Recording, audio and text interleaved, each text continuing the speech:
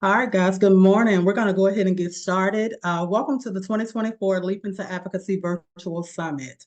I am Sarita Edwards, the CEO and president here at the EWE Foundation. We are a global healthcare advocacy organization. Our mission is to provide resources and support to families impacted by trisomy 18 and other rare diseases while changing the medical perspective through advocacy, education, and public policy.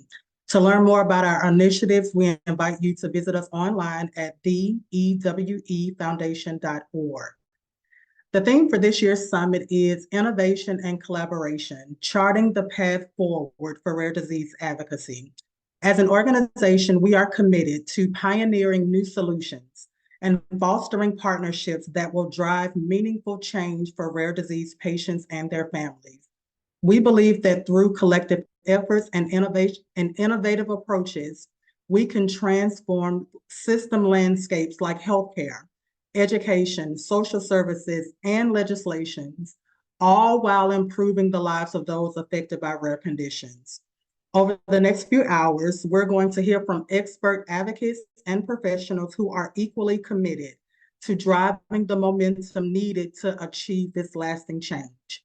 We hope that you'll engage with us by using the chat and the Q&A as we chart the path forward for rare disease advocacy. Thank you so much for being here, and thank you for your continued support. Welcome. So before we jump into our first session, I wanted to go over just a few housekeeping announcements. This event is being recorded. The replay will be available on our website and uploaded to our YouTube channel over the next couple of weeks. This event has also been approved for 3 continuing education credits. If you express interest in receiving those credits, you will receive your CEU certificate via email, the email that you registered with. Just give us a couple of days to get that to your inbox. Closed captioning is available for anyone who needs it. You can turn that on by clicking the box with CC in it on the bottom tab of your screen. And again, we invite you to use the chat for participant engagement and dialogue, and use the Q&A for your questions. So let's get started. Our first session is mental health support for rare disease families. This session will explore some of the mental health challenges faced by rare disease patients and their families. We're going to offer some practical advice and resources for managing stress, anxiety, and emotional well-being. The session will be led by Lakendra Henich, who is a licensed professional counselor and a partner of the EWE Foundation. Lakendra, I will turn it over to you. Well, hello, everyone. My name is Lakendra Hanaj, and I'm a licensed professional counselor. I am in private practice. Tranquility Counseling and Consult is my business name. I wanted to get started with just kind of going over the agenda that I have set out today. And so we will begin with just a basic introduction. We will also talk about understanding rare diseases, some common mental health challenges that is often faced as well. The impact also that it plays on families, some signs and symptoms as well with mental health issues, as well as the importance of addressing the mental health that comes with this. Then we will talk about some practical suggestions as well.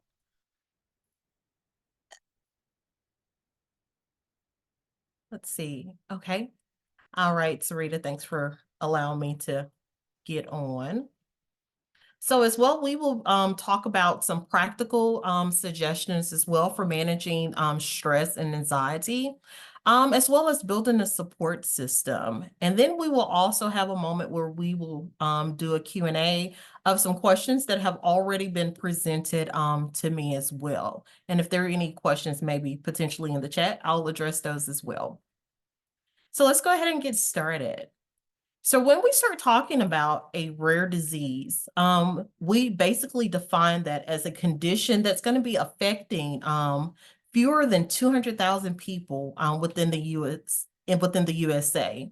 So there are over what is known right now as 7,000 known rare diseases impacting millions, not only just in the USA, but also globally as well.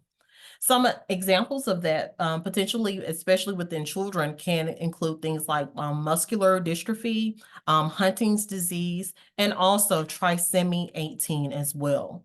So, of course, these diseases are significantly affect patients and their families as well, both physically and also emotionally. Diagnosis definitely can be challenging as well. And this leads to delays in treatments and also just management as well. So the rarity of these conditions often results in limited resources and support, which this also further complicates the lives, of course, of those affected. So understanding these diseases in the first step is the first step within addressing the mental health challenges that they can bring as well. So some common mental health challenges. So individuals with rare diseases often face anxiety as well as stress that's going to be due just basically to the uncertainty and the frequent medical visits that it requires. Depression is common, and that's going to stem mostly from feelings of isolation and also hopelessness as well. You can begin to feel misunderstood or feel like those closest to you, maybe in your friend group as well, just do not understand. The grief and loss that is also associated with the diagnosis definitely can be very profound, affecting both the patient and also their loved ones as well. Patients may typically grieve the inability to achieve their personal milestones, such as graduating from school, starting a career, or pursuing just some basic hobbies and also interests as well. So basically, the inability to participate in social activities, form relationships, or engage in these social events can lead to those feelings of isolation and also sadness. The loss of independence due to physical or cognitive impairments can also be profoundly distressing as well. Then we start talking about how parents may often grieve the loss of expected milestones from their child, such as basically seeing them graduate, marrying, and also having children of their own.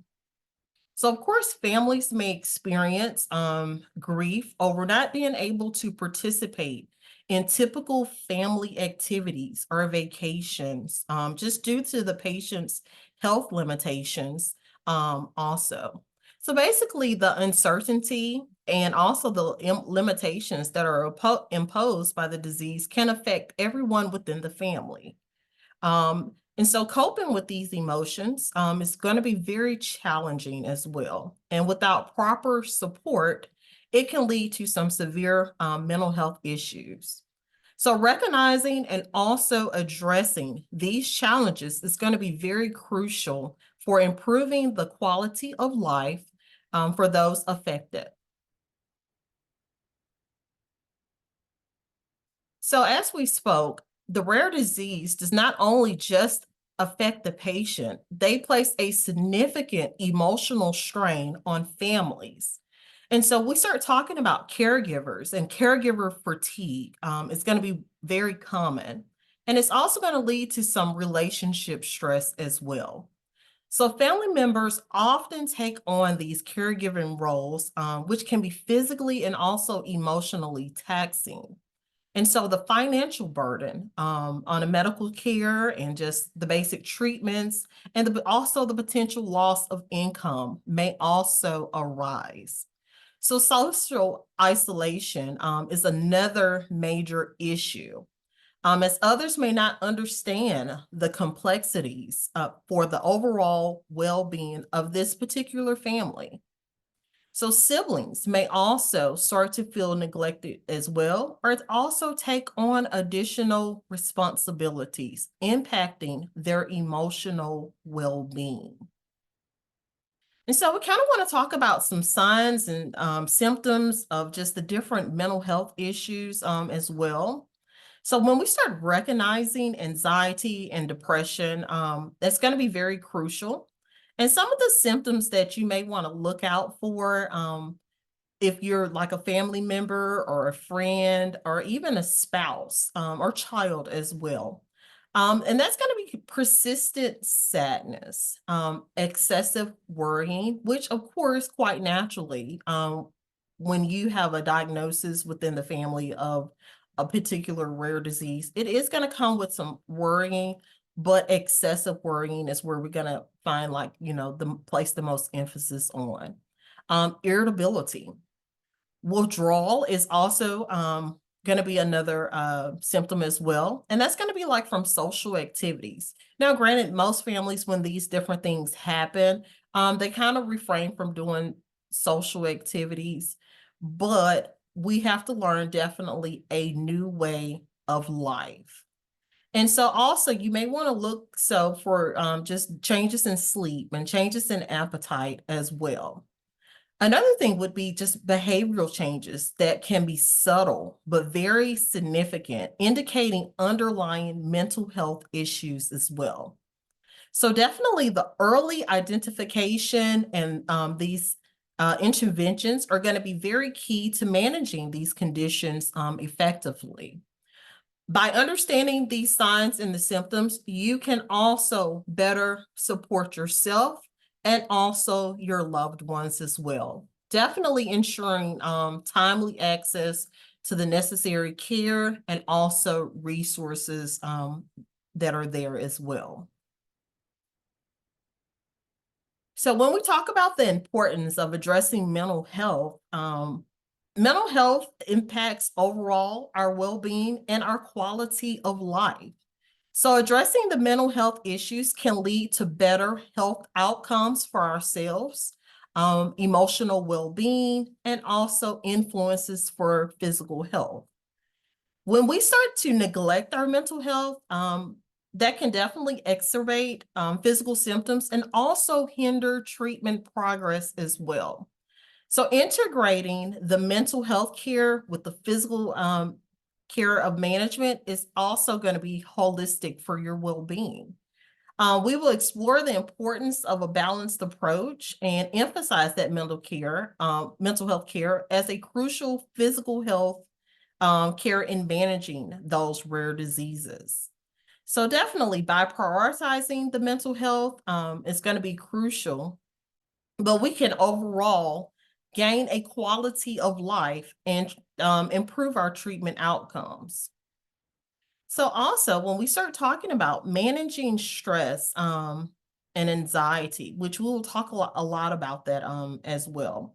So when we start talking about the managing stress and anxiety, that's going to involve some just practical strategies like mindfulness and meditation, which can help calm the mind and also reduce the stress that we're experiencing.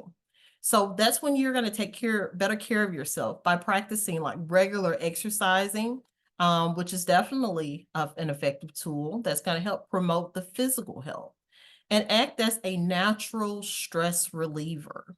A healthy diet can also play a very, very significant role. And good nutrition also supports the mood and also the energy levels as well. So definitely incorporating these practices into daily life can significantly improve your mental well-being. Another coping strategy that we can use to improve that emotional well-being would be developing a routine that provides structure and also stability, helping manage daily stress. So we're going to begin to start setting some realistic goals and ensure that they are achievable targets. So fostering a sense of accomplishment by using positive thinking through cognitive behavioral techniques, which would be also used within with a mental health professional, can definitely reframe the negative thoughts and promote a healthier mindset. So we must also recognize and also celebrate those different small achievements that can provide positive reinforcement and a sense of accomplishment. And so when we say small achievements, that may be a day without any sickness. That may be a day of being able to go to the grocery store. That may be a day of walking in the park. So definitely using these coping strategies are going to be very vital to your emotional well-being and also help navigate the different challenges that your family or your loved one may be facing. Another important tool is learning how to build a support system. So a strong support system is going to be crucial for managing the challenges of rare diseases. We encourage everyone to have open communication with family and friends to foster understanding and support. Joining support groups, whether they're local or they're online, provides a sense of community and also shared experiences with the reduction of feelings of isolation. And knowing when and how to seek professional help, such as therapy, is also going to be vital. Professional support can help patients as well as families process this grief and also help develop the necessary coping strategies. So these resources can offer very invaluable emotional and also practical support. By building a strong support network, you can help enhance your resilience and also improve your overall well-being. Also, we want to make sure that you have access to both the patients and also families. And so accessing the right resources is going to be crucial when it comes to managing a rare disease.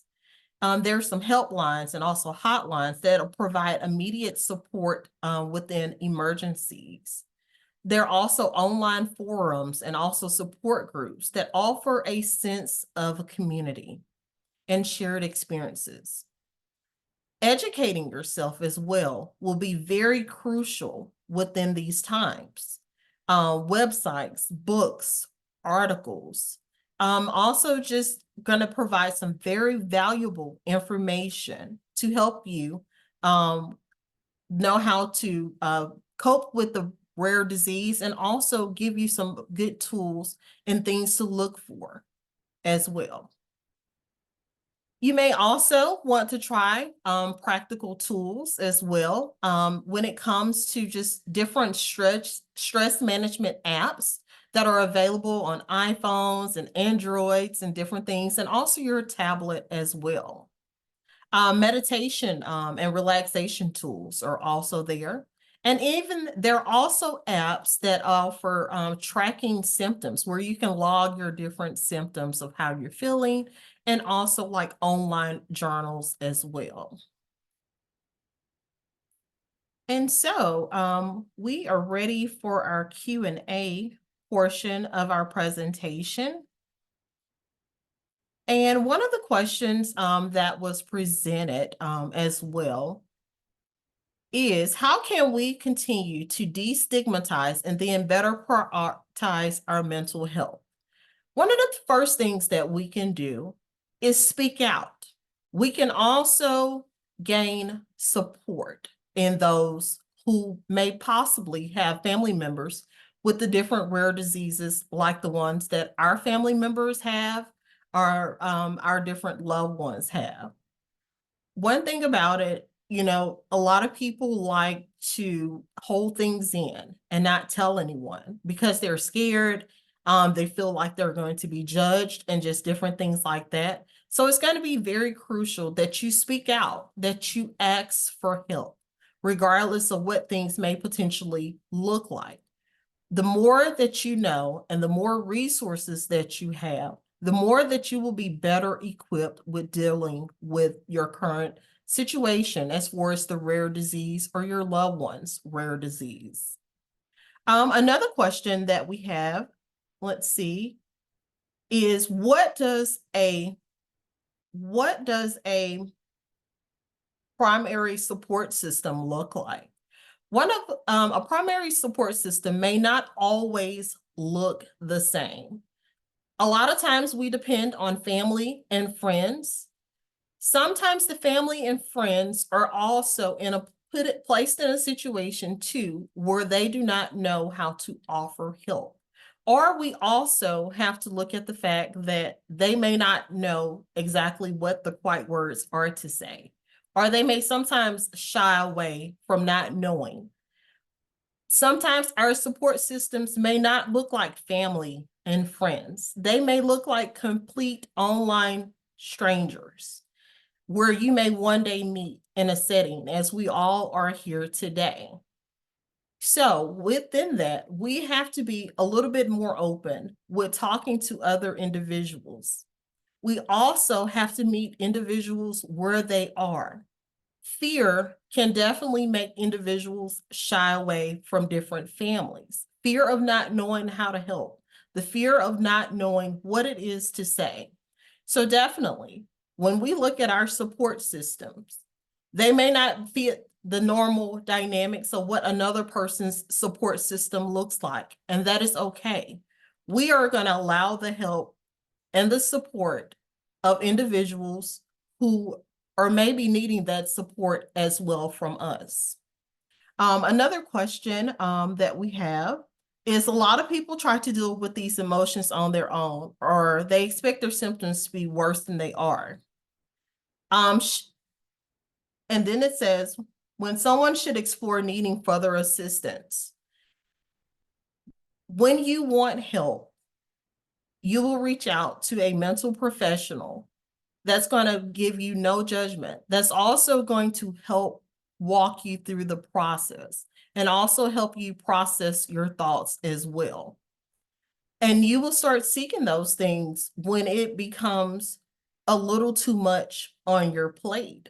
A good tool would be to go ahead and get those things lined up as soon as, your loved one is diagnosed with the rare diagnosis, and get support and professional help for the whole family. The earlier you get into it, the better, because there will be doctor visits, oftentimes hospital visits, individuals in and out of your home to come and help support your loved one as well. So getting started early will put you on the right track with your mental health before it gets to a point where you're at a breaking point. So getting the help early is always going to be extremely important. Oftentimes, family members do not know how to ask for help. That's why it's going to be very, very key that you're monitoring the different symptoms, as I mentioned, the change in appetite, the change in emotional, the change in behaviors, and just different things like that. Sarita, are there any more questions that may have been presented that you would like for me to address at this time? Yeah, actually there are. And that information was so great. I didn't want to interrupt. I was going to ask you to pull your camera down just a little bit, but I Sorry. no, like we could see you, but like the information was so good. I was like, I am not about to interrupt her at all because I can still see you. You're just a little like Oh, down in sitting a the, little lower. Okay, yeah, gotcha. but that's okay. So another question was, I think, and this was right around the time when you were talking about reaching out to a healthcare professional. And it was saying, how do you handle being dismissed by a professional? And I thought that, that was a really, really great question because I myself had an experience where after we miscarried back in 2010, Mhm. I was feeling just like really, really low. And I never associated it with like postpartum depression or anything, but because the baby was never born. Right. So I think we let me just say I associated postpartum depression with actually having a live birth child. And so I never thought that's what I may be experiencing. But I reached out to my physician at the time. and just, basically told them what I was feeling like. I'm not getting out of the bed. I'm not wanting to, prepare dinner. I'm just really, really low. And I just want to lay in bed all day. And they told me, um, because I made it to that appointment, I was okay. And so this question really resonated with me because in that moment, I feel like I was dismissed because I showed up and, I was dressed normally and I looked Mhm. healthy. But even asking that question, I was told, no, you're okay. But I honestly, just thinking back, I don't think I was at that time. And so I would love your perspective to that. How do you handle being dismissed when you actually do reach out to a professional? And then there's another question that's come in after that one too. Okay. Well, definitely it's going to be extremely important that you advocate for yourself or for your loved one. If you are not okay, definitely speak out and let them know. Yes, I look perfectly normal. However, my insides are tearing up. I am at my wit's end. And if that healthcare professional does not listen to you, one of the things you may want to highly consider is finding someone who will listen to you and don't stop. Don't let that be your last stop to receiving care. And this is why it's really, really important to have a therapist, because that therapist is going to go in and say, hey, let's look at this situation. I know this person has delivered all 5 of your babies, and the baby that has this rare disease, or this person has been in your family as far as a healthcare provider. But does this person have your best interest at heart? Let's look at some of the different things of how you felt dismissed and looking at your feelings and things like that. Because what happens with that is the person will go home and they say, oh, well, they said I'm fine. Or they will go home and say, well, they didn't really listen to me, but I feel like they know me and they know what they're talking about. No, a lot of times it's just unfortunately some doctors have where they come into play where they have to get to their next client. They have to see their next patient. And it's like, okay, well, let me write you some medication real quick versus stopping and saying, okay, what are your symptoms? What do they look like? What have you tried? What resources have you tried? What does your family support look like as well? So it's going to be very important. Even if this person says no, we got to go to the person who says yes. Because you, or your mom or your dad or your family member who's emotionally struggling. So we don't stop at that one healthcare professional. We find the one who listens to us, who has our best interest at heart with providing us the next care. That's why it's really important that doctor's office, they do what's called the PHQ-9, and they're evaluating the different symptoms and moods that have occurred over the past 2 weeks, and they're asking the important questions that are needed. Yeah, that's really good. And back in 2010, we weren't talking about mental health the way we talk about it now. Mm-hmm. And in that moment, again, and this is all retrospect for me, but in the moment, I don't even think I ever considered reaching out to someone other than, that OB because of why I believe I was feeling the way that I was feeling in the first place. So that's a really, really good point. And Sarita, I'm Another not sure, are you familiar with Postpartum International? I have a perinatal certification with them as well. And that's one of the things that we talk about as far as in getting the proper resources to help just identify it, because it's not only mom, it may also be dad, or it also may be grandparents and sister and brother who's all dealing with this. So we want to provide professional care for the entire family. It doesn't affect just the 2 people that created the baby. So that's definitely really important. Yeah, that's really good. Really great resource too. Another question was, sometimes families struggle with covering the cost of mental health support. Are there any programs available for people whose insurance won't cover mental health, or for people who do not have insurance coverage? Well, definitely, community health is going to be the first line of resource, because they will definitely accept individuals who do not have the proper insurance as well. As I spoke of, like Postpartum International, they offer as well different resources as far as in providing that care.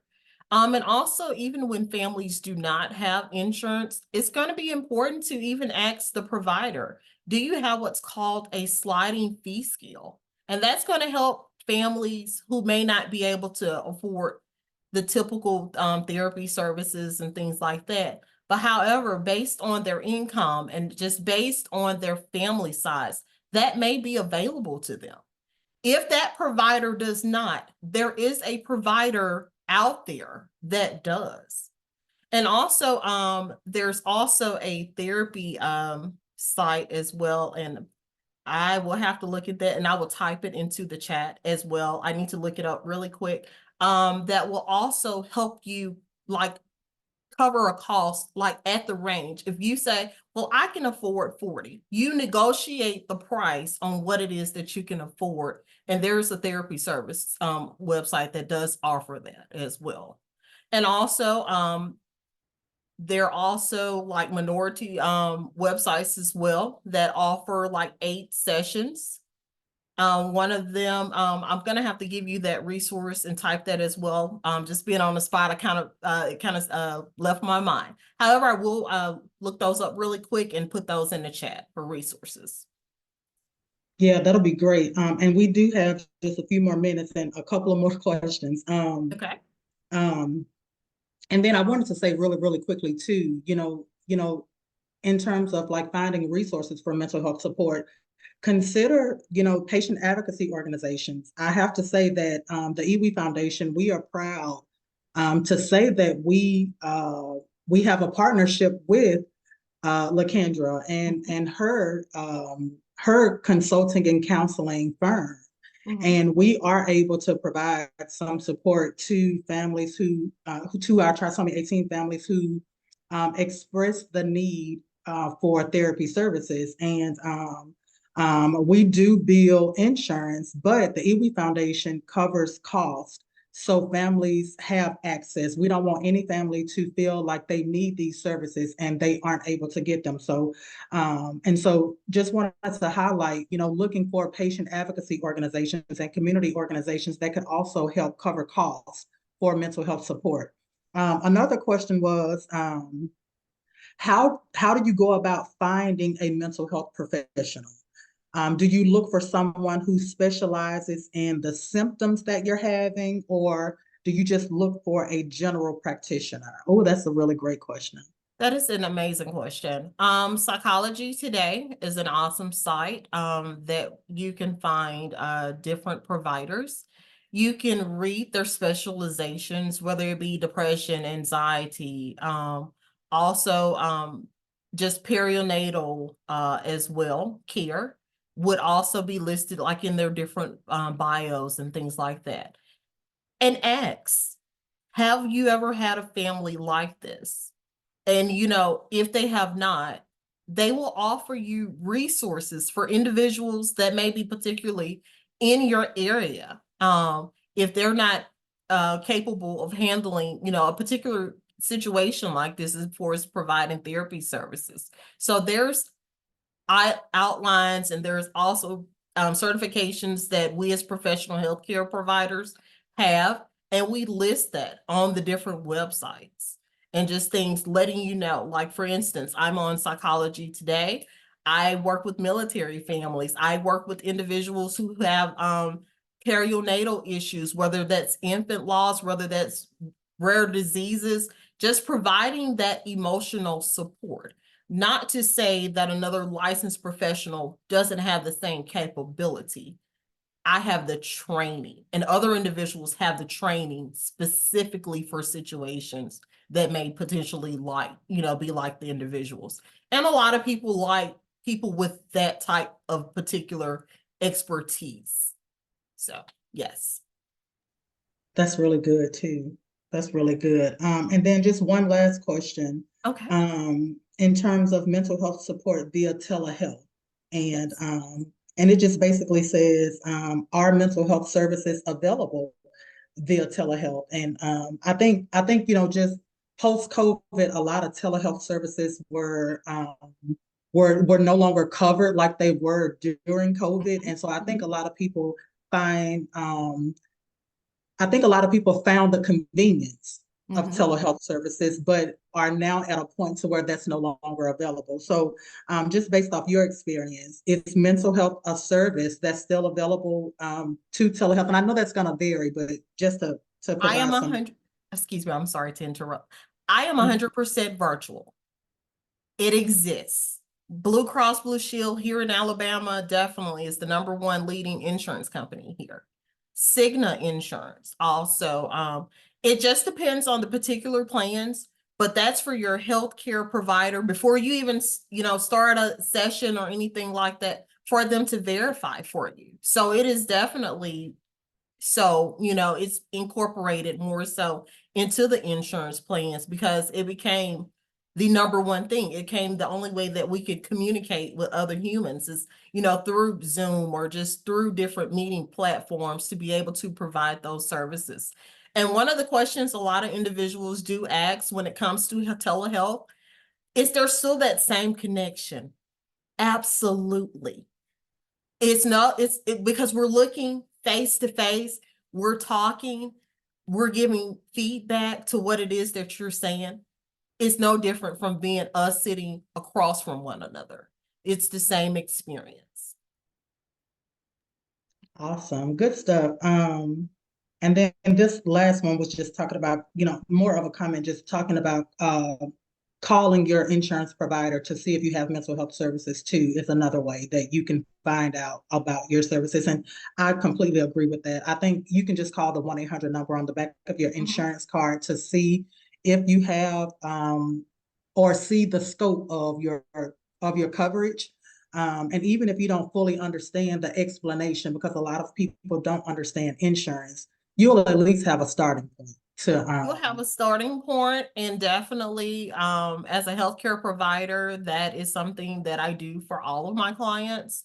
Because of course they don't know the correct questions to ask. They don't, just know, okay, is this going to offer family counseling? What type of services are going to be offered? Like that is not something I leave up to the responsibility of my client because they're not going to answer all the right questions. And then in return, I can give them the information more so in a tone and also just where they can understand what it is that we're talking about. The average family doesn't know what a deductible is. They know, they've heard of the term, and they say, "Oh, okay, well, I have to pay $500 for my deductible for this insurance."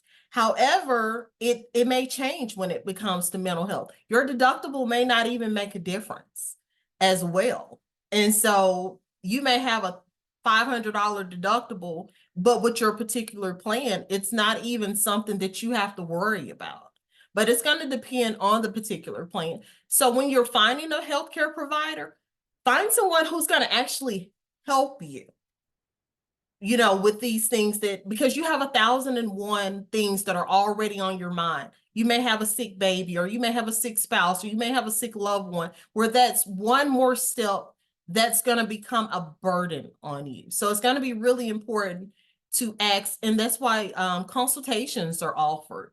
Meet the person, see if this is someone that you feel that's going to care about you and your care as well. That's really good feedback.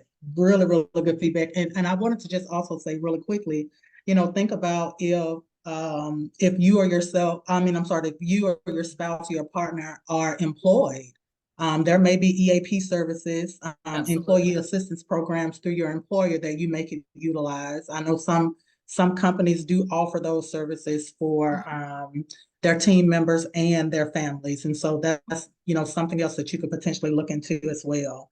And so those were all the questions that I had, LaKendra. I appreciate you so much for being here. you can have these last couple minutes to just kind of close us out and just wrap up anything you've said, and I'll make sure our second session speaker is logged on. Okay, well, thank you definitely for having me, Sarita. So basically, in conclusion, we've covered a lot of the mental health challenges that exist with a rare disease, and also talked about some practical suggestions and also different resources, and just talking about the key of just prioritizing your mental health, looking at what your support system looks like. Do we need to maybe potentially remove someone from what we feel like is our support system? Because we want everyone to be on board with getting care, getting through the care. And oftentimes we may have some negative individuals that hold on and, just kind of give us a lot of weight. Maybe we need to look at what our true support system looks like. What are your needs? You need everyone to be in a position where they're moving forward with you and also helping you, just offering different things, whether it's support as allowing you to go to just the grocery store, or just go to be able to simply have 30 minutes to yourself in the park.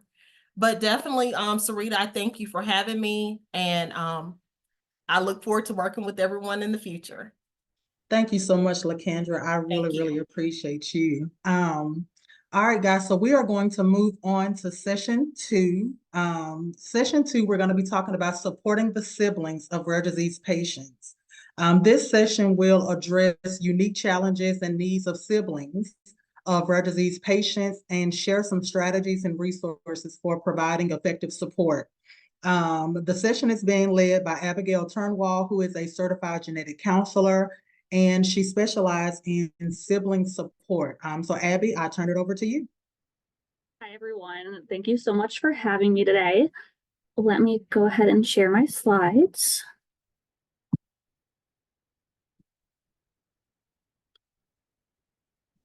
Are you able to see my slides? Yes. Okay, perfect. So as Sarita said, my name's Abby. I'm a pediatric genetic counselor at Cincinnati Children's Hospital, and I wanted to talk about supporting siblings of individuals with rare diseases and disabilities in general, not necessarily rare diseases, but just in general, siblings of individuals with disabilities. I have no disclosures. I wanted to give a little bit of background on myself before I dove into everything. So again, I'm a genetic counselor. I am not a sibling myself, but I've worked with a lot of different families in terms of respite, volunteering for different Special Olympics and other events. And throughout these experiences, I have just wondered how siblings are impacted, how they learn about diagnoses, and how that impacts their life. And that's what has led to my research and advocacy work in the sibling realm. I am on the board of directors for the Ohio Siblings Network. I do facilitate sibling workshops, also known as SIB shops. I co-authored a book series, but I think in general, all this work together is just a accumulation of my passion for working with individuals and families affected by rare diseases. Sorry, I'm navigating like multiple screens. There we go. So first, I just want to talk a lot about why siblings. Why are siblings important, and why is it important for you to think about siblings in your work or your daily life? So for one, there's limited research on siblings. We know that rare diseases impact the entire family unit, but siblings are just often under-researched, under-looked at. There's not a lot of resources available. There has been more coming up over the past few years, but it's still an area that needs work. If you haven't heard the term glass children, it's often used to describe siblings. And I want to read this quote from the Arc of Monroe because it gives a really good sense of what people mean when they say glass children. So glass children are siblings of a person with a disability. The word glass means people tend to see right through them and focus only on the person with the disability. Glass is also used because the children appear strong, but are not. These children have needs that are not being met. So I think that does a good job of talking about and sharing why these siblings are so important.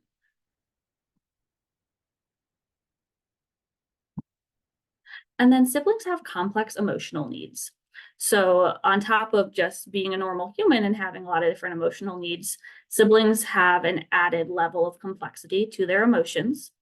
Some negative emotions that siblings go through include embarrassment, guilt, jealousy, sadness, worried. So these emotions can kind of cycle at all different aspects of their lives, and they can come in and out in different ways. And if siblings don't address these emotions, they can build up. So as you might know for yourself, if you have a lot of different negative emotions and you're not addressing them or coping appropriately, they can eventually come out in anger, frustration. You might lash out at someone. And that's similar for siblings. And siblings, especially younger siblings who don't understand these complex emotions, they need to learn ways to cope and have people to talk to about their emotional experiences. And then also thinking where these emotions stem from. So are they related to not understanding their sibling's diagnosis? Are they related to other factors? That's an area that needs a lot more research so we can better help siblings address these emotions. And then I wanted to share a couple quotes from adult siblings, from a study of adult siblings of individuals with what we call developmental and epileptic encephalopathy. So that just means individuals who have seizures and significant developmental concerns. So one adult sibling said, "It scared me and caused me a lot of stress that I did not believe I should share with others. I kept it to myself, and it made me shut people out." Another adult sibling said, "I was a child, so of course I spent countless nights up crying, wondering what would happen if I never saw my sibling again. It was hard." So I think these quotes do a good job of helping people understand what children go through and these adults reflecting back on their experiences and how much it was an emotional experience for them. And the fact that they didn't have ways to cope and they held it in really impacted them in the long run. Sibling relationships are also affected. So if you think of a neurotypical sibling pair, their relationship looks different than the relationship between a sibling of someone with a rare disease. In a study of a sibling of children with Angelman syndrome, you'll hear me talk about Angelman syndrome a lot. It's where I've done some of my research. The study found less warmth and closeness between the affected and unaffected siblings compared to neurotypical sibling peers. And then it also found more rivalry compared to children with a neurotypical sibling. Based on these findings, the author recommended that parents provide information about the diagnosis to the unaffected siblings to enhance their sibling relationship and interaction. So this author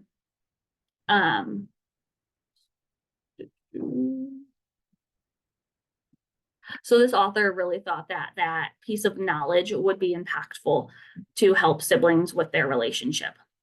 And then just considerations to think of, does this seem like something that would help if siblings understand the diagnosis more? Will that help them with their relationship?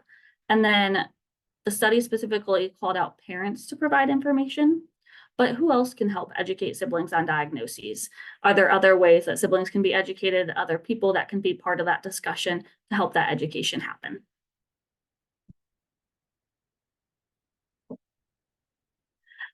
And then aside from just that sibling relationship, there's an impact on the entire family as well. And so in a study that I did on siblings of children with Angelman syndrome, the majority of parents found it difficult to give the unaffected sibling as much attention. And the siblings noticed this as well. 50% reported that their sibling with the diagnosis had more attention and that they actually desired more attention themselves and one-on-one time with their parents. And some quotes from parents, they talk about how it's difficult for the siblings to keep an optimistic outlook when so much of their childhood is centered around the siblings' needs. And then just how it's a life-changing experience for everyone in the family. And this parent specifically talks about that they can't do what they used to do and struggle with the sibling in the hospital and the mom not being around due to hospitalizations. So there's, again, just all these different impacts that are playing a role on the sibling.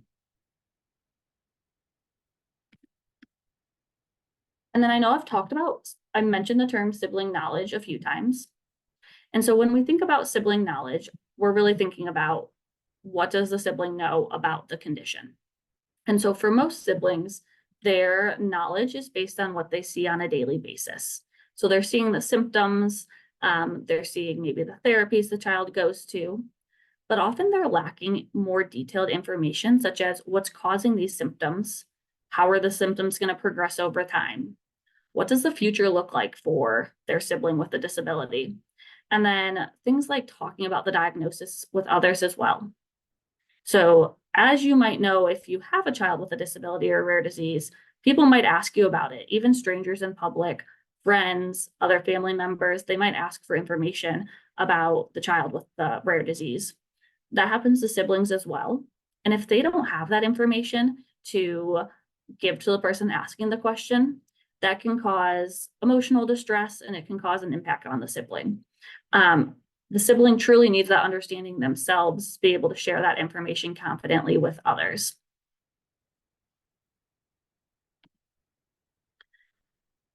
It is evident that siblings want more knowledge based on the research that I've done and the research out there. So in a study specifically of siblings of kids with Angelman syndrome, the majority wanted to learn more about Angelman syndrome, and then 41% had unanswered questions. And then in a broader study of siblings of children with neurogenetic conditions, again, the majority wanted to learn more, and about 30% of these siblings had unanswered questions. And I just wanted to highlight some of these different questions that come up to give some information on what's not being answered for these siblings and what questions do they have. It is hard to say if these questions are because they don't feel comfortable asking a parent, or if these questions are because they asked the parent, but they still didn't fully understand. So that's an area that needs researched more. This first group of questions is questions about symptoms. So siblings have a lot of whys. So why do they do this? Why does she flap her arms when she is excited? And then even more complex questions like, can they understand language? Are they the same except they have problems? Like, do they feel the same, hear the same as us? Questions about behavior, seizures, the list goes on. And something to appreciate is the age range. So these are all younger siblings, the youngest being 5. So even these younger siblings have a lot of questions, a lot of detailed, in-depth questions that they're seeking information and answers to. Siblings also ask about the cause pretty frequently. And so they want to know, how did the sibling get the disability? Why do they have this rare disease? How does it work in your brain? And even more detailed questions of like, did the condition come from the sperm or the egg? And really, how did it happen? That's an area that seems to be undereducated for the siblings, and an area that we need more resources and more opportunities to give siblings so they can learn about the cause of these conditions and rare diseases. And then one of the most asked about areas is actually the future.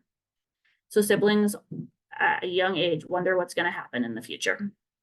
So who's going to take care of their sibling? How will their life work in general? They want to know, can they have a family? Are they going to go to college? What are they going to do when they're older? And that's a common area of worry for siblings as well, because they do want to know, will I be the caregiver? What's going to happen when my parents get older? And this is an area that a lot of siblings don't feel comfortable asking about, and parents don't often talk about. They might not feel comfortable talking about it. They might not realize that siblings have these questions when they're at a younger age. These siblings are in that teenage year and they're starting to think about it. Without information, siblings can develop misconceptions, and I just wanted to touch on that for a minute. If siblings don't understand the cause, they're not sure what's going to happen in the future, they don't understand these symptoms, they can develop misconceptions that can be harmful to them and their family in general. So a couple examples of misconceptions. In a study that I did, 3 siblings thought they had a chance of getting Angelman syndrome. So it might be contagious, or they think they might develop it over time. And I think you can see how that would hinder that sibling relationship a lot. And then another misconception is the cause. So a sibling thought that they got the condition because they came out of the mom's stomach the wrong way, or they were born too late. And then this last one is from a sibling to a child with a muscular dystrophy that's going to progress and get worse over time instead of get better. And the sibling said that they think it'll be easier for him to walk because as people get older, they get stronger. So you can see how harmful of a misconception that is, because their sibling is going to progress and get worse over time. But in the sibling's head, they think they'll get better. So that will cause a lot of issues if they don't get that information and don't understand what the future might look like for their sibling. So I hope that gives a good overview of why siblings need support, why siblings need additional information, and really why we should care about siblings more. So I want to go through some different resources and some different tips that can be helpful for families and for providers. So first, for any healthcare providers on the talk, I know that our visits are short. We only have so much time. We're trying to squeeze a lot in, but I think it can be really impactful to just ask about the siblings. Even if it's a very short discussion, a very small part of your session, just asking questions like asking the parents how their other children are. Have they asked about the child's symptoms? Have you found any resources for the siblings? And having a list of resources available for the family. It will mean a lot to the family that you're thinking about their other children. Maybe they haven't had a chance to think about their other children because so much has been going on that they really haven't thought about this whole sibling aspect. So for you, just bringing up that in discussion can be really helpful and impactful. And then just some tips if you want to talk with parents or if they have questions about how to discuss the diagnosis with the sibling. Some tips that I have found helpful and like to provide is letting parents know that they don't have to give all the information at once. It's not a sit down discussion of your sibling has this diagnosis, this is what it means. It's really providing small bits of information over time at an age appropriate level.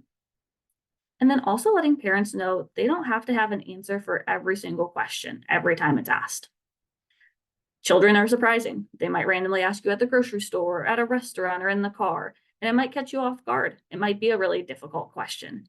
It's just important to let the sibling know that that's a good question. Let's write it down. I'll remember that later and we can talk about it. We can ask the doctor. There's not going to be an answer for every single question that a sibling has. But I think it's important, as point 3 says, to let siblings know that no question is a bad question. You want them to have the opportunity to ask and have that curiosity and feel comfortable asking these difficult questions. And then on the flip side, if the siblings don't feel comfortable asking parents, having other opportunities to ask questions. So if they don't want to come forward with the questions, having sit down time that they feel comfortable talking about their sibling or asking questions, having a journal for them to write in, having them attend therapy, play therapy, another opportunity for them to have interactions with someone they're comfortable with that they can ask questions to. Because again, as we saw previously, if these questions don't get answered, these misconceptions develop, and then that might hinder the sibling relationship or the family dynamic as well. So as I alluded to earlier, the resources for siblings are getting better, but there's not a ton. It's not incredibly easy to find resources, but I want to go through some that are available. One place I always look is the specific rare disease website or organization. So more and more organizations are having information about siblings or for siblings. Just a few examples: the Angelman Syndrome Foundation hosts a sibling support group, and then SCN 8A has a whole page about siblings on their website. So it's a good place to start and to look at. And if you're from an organization or a rare disease listening to this and you want to start including siblings, I'd love to chat with you more about what other organizations I'm working with are doing or opportunities to start. You can start small and build things up. It doesn't have to be a huge effort on your group's part, but even just listing resources on your website or creating some tip sheets for parents can be really helpful. And then one of my favorite areas is children's books. The top 3 book, The Sibling Stories, those are a series that I created for siblings of individuals with Angelman syndrome. And then Extraordinary, that's a general book about rare disease. What is Epilepsy does a great job explaining epilepsy. Max and Abby is specifically written for the Batten disease community. And then the My Brother is a Cool Kid is for the Cool and DeFreeze community. But there's lots of different books out there. Even if it's not specific to that condition, maybe you can find a book for families or give them ideas about books that have similar symptoms to the child. And when you're reading this book with siblings, you don't have to have a whole discussion or make those inferences for them of this is like your sibling with the disability. You can see how they make these inferences and learn about it themselves. So you might be surprised if you start reading a book with a child and they point out a wheelchair or something similar to their sibling. And that might allow them to have that connection, even if it's not a real person or someone in their real life. At least they can see representation in children's books and literature. And then there is a great sibling kit created by an organization called UCB. It specifically focuses on rare epilepsy conditions. And you'll see that the groups on this page, these are the specific groups that you can get the physical copy for. But there's actually downloadable copies of all of their materials for free online. And while they're targeted towards epilepsy conditions, they have a lot of aspects of them that can be tailored to not epilepsy conditions as well. And so that's what this page is showing. It's just showing some journal entries that ask about when do you try to remember, what do you try to remember when things are tough? Who do you reach out for? So just giving siblings prompts in an area to write. So it's a really great kit. On their website, they have all of the information and the downloadable resources. So I definitely recommend checking it out. And then I wanted to spend a minute talking about SIB shops. Hopefully some people are familiar with SIB shops. SIB shops is a term that was created by the Sibling Support Project, and they created the concept of SIB shops, which are sibling support groups for people, siblings of people with disabilities. And they offer a training. That training gives you all the information you need to start a SIB shop yourself. SIB shops can be in person or virtual. Since COVID's happened, a lot of kids are used to virtual learning and virtual groups. So I've ran virtual groups and actually had a lot of success with those. Often people who do these SIB shops are running them through an organization. So it's not actually ran through the Sibling Support Project, it's ran through an organization like a rare disease organization or a physical therapy center. So there's some type of organization that you're running that group through. It's a great addition to conferences. So these pictures are from some different conferences that I've been to and ran sibling portions. Their parents are often bringing everyone to conferences with them. And so it's a great opportunity for siblings to have their own time and have something that's just about them. And then on the Sibling Support Project website, there's a list of active SIB shops. So you can see if there's any in your area that you can refer families to. And then just a couple additional resources. There is something called the Sibling Leadership Network. And this is an online organization whose mission is to essentially support siblings. They have podcasts, videos, other resources, a lot tailored towards parents or adult siblings. But the Sibling Leadership Network actually has state chapters. Not every state has a chapter and not every chapter is active. But for example, I'm part of the Ohio chapter, and we're running these SIB shops all throughout Ohio through county boards of disability. We have meetups for adult siblings and sibling conferences. So it's a good way to have opportunities for local siblings. And if you have things in your area, you can refer them to those different opportunities or different workshops. And so it's worthwhile to check out, see if there's any resources you think are helpful, or if there's a chapter in your area. And then I just wanted to lastly touch on what is out there in the future. If you're listening to this, if you have an unaffected child, or if you work with families and you want to start including resources or making resources, what's lacking? So I think there's a lot lacking, lots of room for growth. Some things that I'd like to see in the future are more tip sheets and information for parents about talking with siblings about the diagnosis.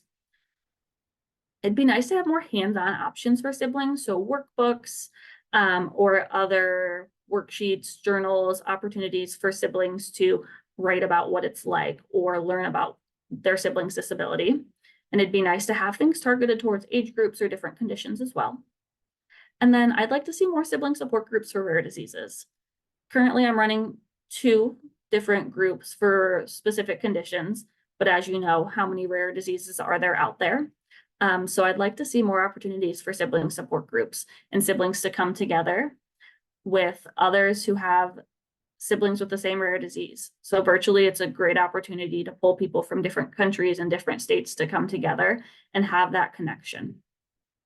And then lastly, if you're a researcher or do research, I think there's lots of opportunities for more research on how parents talk about the diagnosis, sibling knowledge, and this type of research will help us figure out the best resource needs for families. And then there's lots of opportunities to partner to create resources. So you can partner with, again, rare disease organizations, healthcare providers, hospitals, just find others to partner with to create these resources for the communities that you're serving. It's a great area for student projects, for like master's capstones, theses. There's lots of opportunities for sibling work in this area. So get creative, see who you can pull on to help you support siblings. So in summary, siblings of individuals with rare diseases are impacted in many ways, and they deserve resources and support throughout their life. So kind of my conclusion is if we provide siblings at a young age with resources to learn more about the diagnosis, process their difficult emotions, and connect with other siblings, then in the long run, siblings will have an increased understanding, better emotional processing, and hopefully better sibling relationships. Obviously, there's a lot more complexities in there, but I hope that's the conclusion that you all are able to take away from today. I am happy to answer any questions that you all have or chat more.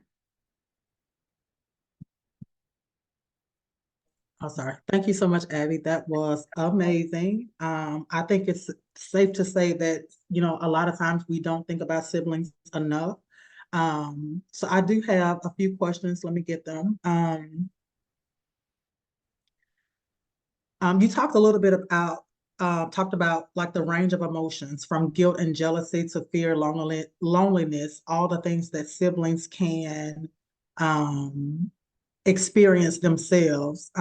Can you share just a little bit of guidance, if you will, on how parents can be more supportive to their neurotypical children? And you covered a lot of that in your slides, but just kind of revisit that just to give some response to this question. Yeah, and one thing that I've heard a lot that can be helpful is if parents actually show your emotions.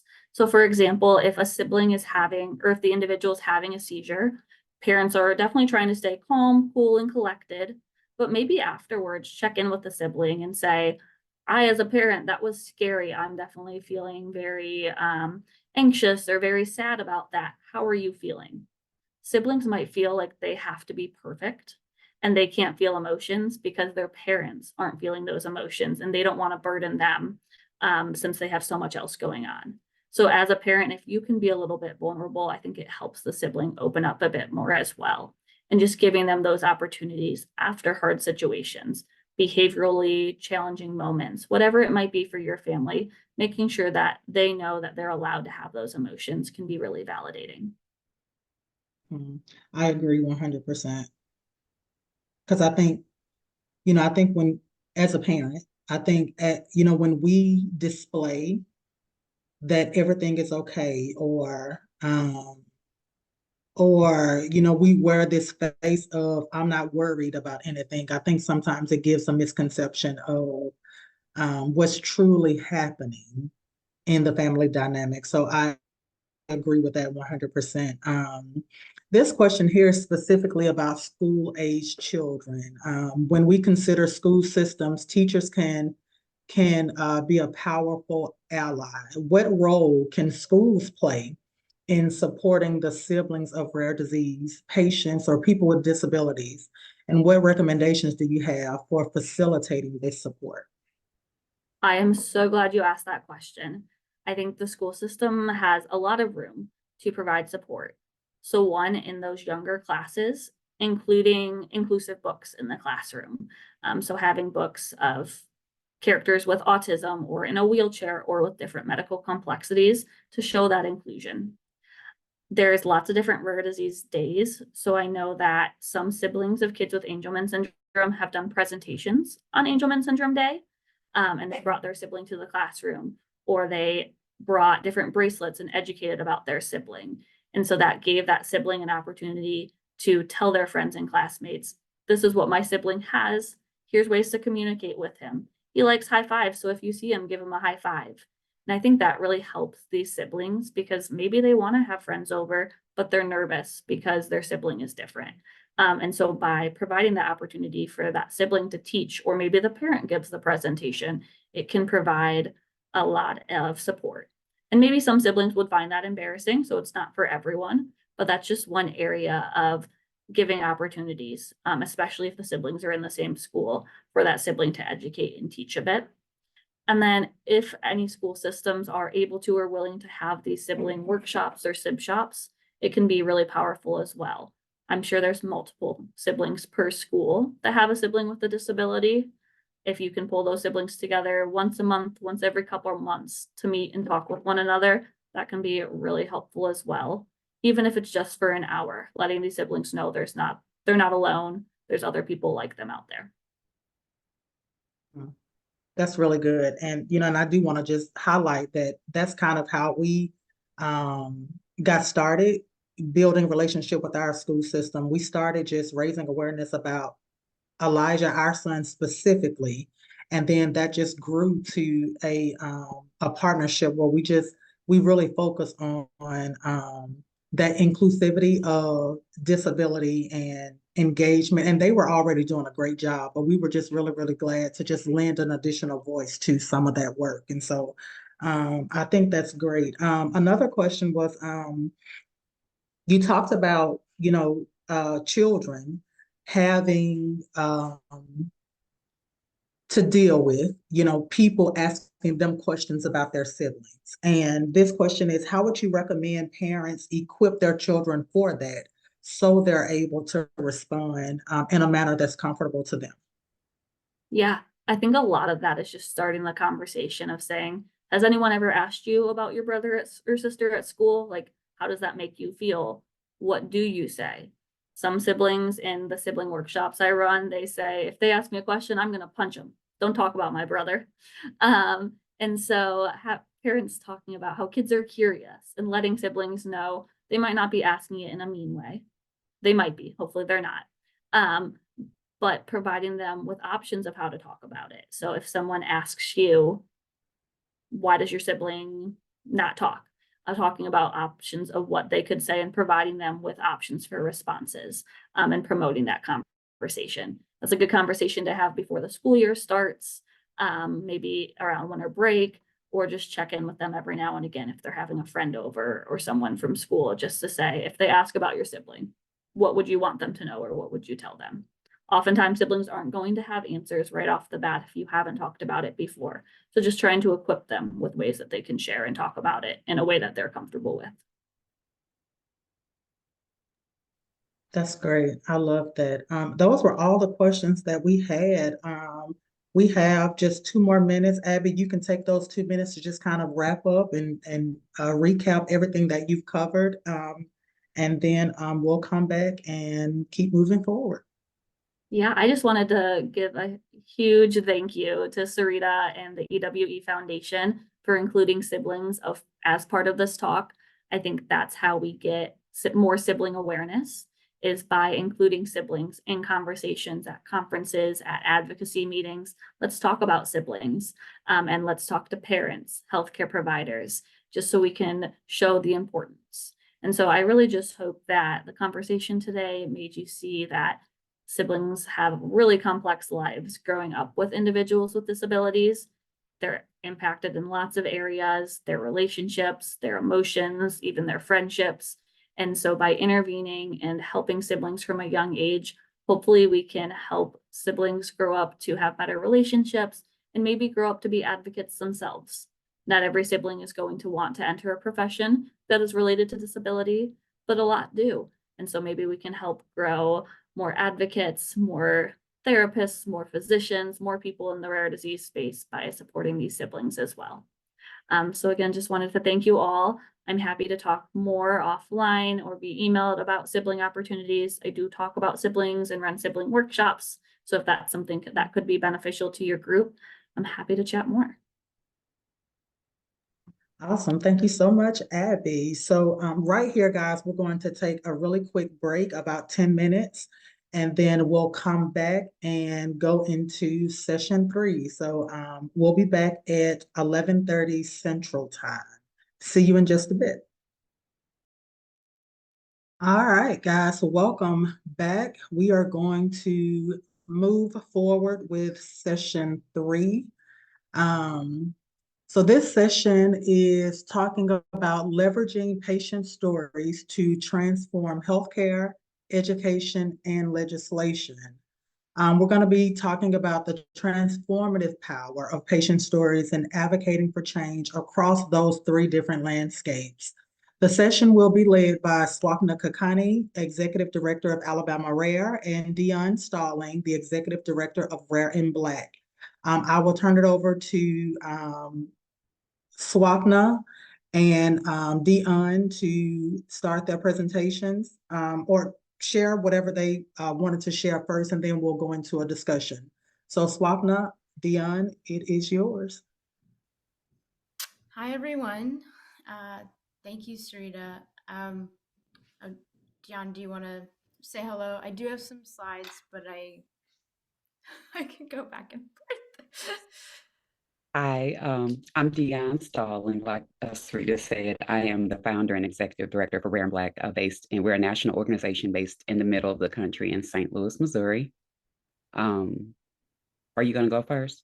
Yeah, I'll share some slides and I won't go through all of them, but I like visuals, and maybe because I'm a visual learner, so I'll keep them in this view, so I can see you guys better. So I'll briefly go over these, and I look forward to the discussion. So my name is Swapna Kakani, as Sarita said, and thank you, Sarita, for the invitation, and Iwi Foundation for inviting both of us to talk about leveraging patient stories to influence change. And so I am the CEO and founder of Alabama Rare, and I wanted to give some context as to what Alabama Rare is, because Sarita asked me to share how stories can influence legislative change, and what using an example of legislative change we've done in Alabama through Alabama Rare. So Alabama Rare is a grassroots organization that I created a couple years ago in Alabama. I'm born and raised in Huntsville, Alabama, and I was born with a rare disease, a rare GI disease called short bowel syndrome. I don't have all my small intestine, and I've had multiple surgeries, including a small intestine organ transplant a decade ago, and have learned through my care and getting older and as I got older, my care got more complicated and had to find subspecialists all over the country to survive. And I learned how where you live really dictates the type of care you receive, the quality of care you receive, and the access to resources you have. And I wanted to change what we have in our backyard, like work with the partners that we do have to move the needle forward and really hopefully put Alabama on the map for a good reason, and be a model for healthcare change. And so it really starts with uniting the community that we have. And that's where Alabama Rare was born. So it's a grassroots organization to unite the state around the rare disease population. We give support and foster community, educate, as well as advance policy for better diagnostics, treatment access, and healthcare delivery. And so we've done a couple things over the years. So we've passed some legislation with the governor and the legislature. We do regular state house advocacy days with the state legislature and have relationships with the federal legislators. And we do an annual rare disease symposium for clinicians and patients and families with other academic medical centers in the state.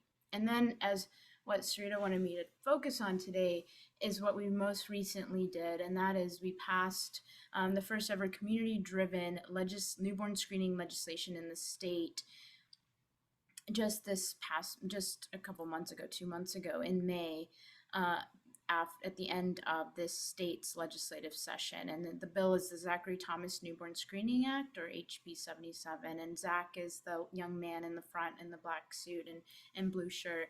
and it's named in honor of him. And so with this bill, if you're familiar with newborn screening, it is a diagnostic public health panel that we do at birth. All babies in the state of Alabama and across the nation at birth are screened for many disorders. Many of them are rare genetic disorders. And unfortunately, Alabama is not screening for all the diseases you're supposed to be screened for. So this law ensures that they get screened for them, and then there's a timeline for the state to add these diseases, and there's accountability for the state health department to add them in a timely manner. And that was never done. That was never implemented in the past.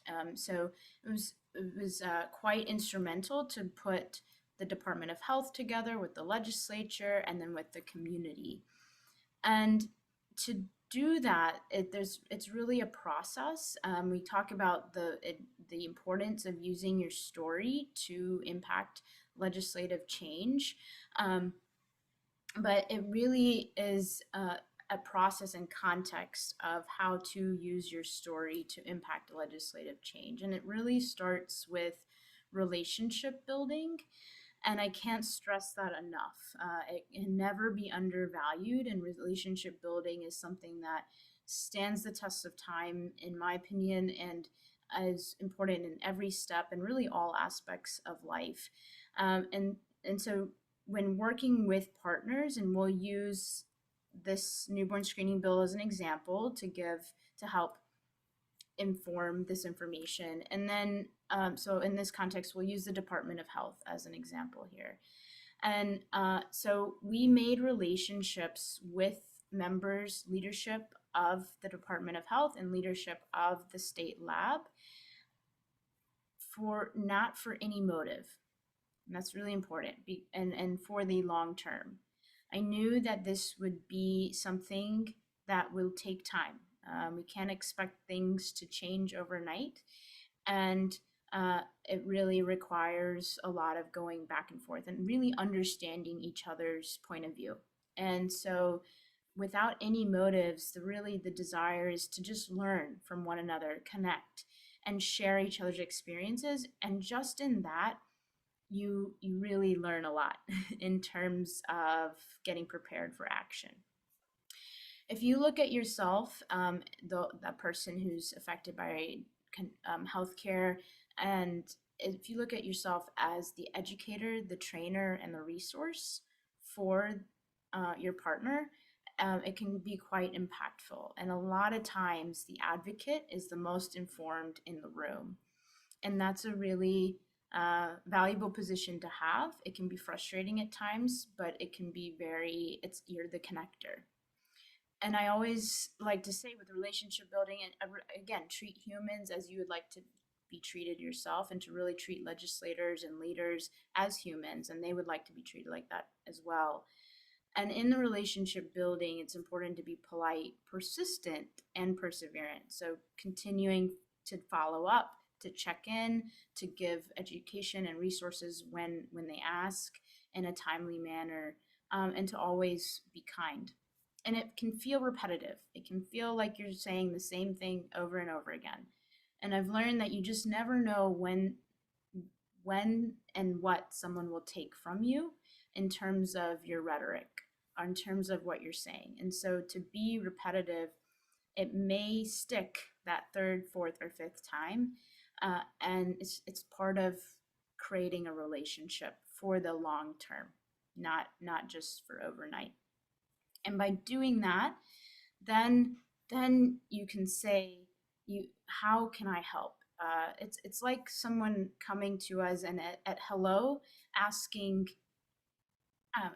for something, instead of taking the time to create a long-term relationship and really wanting to get involved. So with the Department of Health, we said, let's attend meetings. Let's understand what's going on in the newborn screening lab. So we attended the Newborn Screening Advisory Committee, which is a public committee that anyone can attend. And we've continued to attend over the years and started to understand how the dynamics and what's going on, what the barriers are. And constantly the narrative was only, how can I help? How can I help? How can I help? And that was really important that that was our only narrative. And we shared their resources for like newborn screening and awareness month. And so there's trust was being built. And then we were able to get to using our stories as vehicles of change. And why that was later on is because it becomes more of a seamless path and more of a flow, and because there's been a foundation that has been created. And so now that we can start sharing our stories and connecting them to the barrier they have, and framing our story for what they need to hear. So, for example, with the Department of Health, we understood that they were behind on screening for certain disorders. And so we had families in our community that are personally affected by those disorders, like Zach, who were not screened at birth. And thus, we shared their story, and they shared their story themselves on how they did not get a diagnosis and what that meant for them getting treatment. Many missed the window to get a treatment because they were not diagnosed early enough. And then not having a treatment, what that meant in their ability to run, play, walk, talk, what that meant in terms of their lifespan, what that meant in terms of their quality of life. And so we frame the story for the audience instead of maybe sharing every detail of Zach's 15 years to this state. And then the last step, as you may see, is action. And that's the change that is desired. But that may not be the change you intended from the beginning. So it can evolve, and it probably should evolve based on steps 1, 2, and 3. So again, I like to use pictures to help. And so I'm going to run through these pictures, and then we can, after Dion talks, we can happy to answer anything, and we can do discussion. So in terms of relationship building, and then getting involved, and then connecting stories, and then action, our ability to pass this newborn screening bill. I hope I'm not frozen, because I'm now seeing that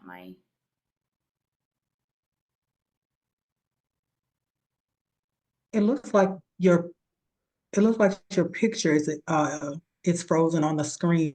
You yourself, but the slides look like they're moving forward. Okay, then I'll keep on going. I think my Zoom is struggling, but as long as you can hear me, and just chime in if not. So yeah, I'm going to use these pictures as a tool, and we can discuss. So passing the newborn screening bill was a process of 5 to 6 years. So you can see the date on the far left corner. Our top left corner is 2019, and that's when we started relationship building and started talking to the lab and the legislature. And so understanding that for legislation, and on average in the state, it can be 3 years to pass a bill. And it can be even longer if it requires, and really everything requires, relationship building. So to really think about, again, this is a long-term plan, and every step in advocacy, every step you take to create relationships, to help others understand your experiences and to learn from them, is important. Every advocacy matters, and you are the expert. You are the expert. So it was, the only purpose was to meet the legislature and for them to understand who we are as advocates and individuals affected by rare disease. So we scheduled meetings with leadership in the state legislature. The Speaker of the House is the person on the left, in the left picture, and then on the right is the equivalent of the executive director. Oh, it looks like we lost Swapna. Yeah, you're on mute, Dion. I'm sorry. I was saying, hopefully she'll get back on, and because I don't have any slides, I'm just talking. Rare and Black was created in 2020 in March of 2020, after I was for years trying to figure out what type of organization I wanted to start. And because I'm a rare disease patient with 9 rare conditions, 8 at that time, excuse me, and a 45-year medical odyssey, I wanted to do something that would include dispelling myths in the Black community. And every family or every ethnic group culturally have things that they think is just normal, or it's just like that when it's actually an illness. And so what we do a lot of advocacy, education, and support. And it was important to me to make sure that my community was educated on things like Ehlers-Danlos, primary immune deficiency. And so, like Swapna was saying, it is imperative not only with legislators, it's imperative whenever you decide to go into advocacy to community build, quote unquote networking. Basically, it's just talking to people, being kind, remembering people, because you never know who is in the room with someone that can help you. And Swapna, do you want to finish? You're on mute too. I'm sorry. I'm sorry that happened. I apologize. My Zoom just went out. I can just go through those last 2 pictures. Okay. So this is where I left off, and I'll finish in just a minute. And so, as I said, we were in the process of relationship building, and then we were getting involved. We were attending committee meetings. We were continuing to talk to the lab and Zoom meetings every few months. And then it came to the point where we learned enough from them and our partners, our federal partners, that it was important to go forward with legislation. And we had enough advisors to kind of go in that direction. But we wanted to share our stories with the legislature in an effective manner.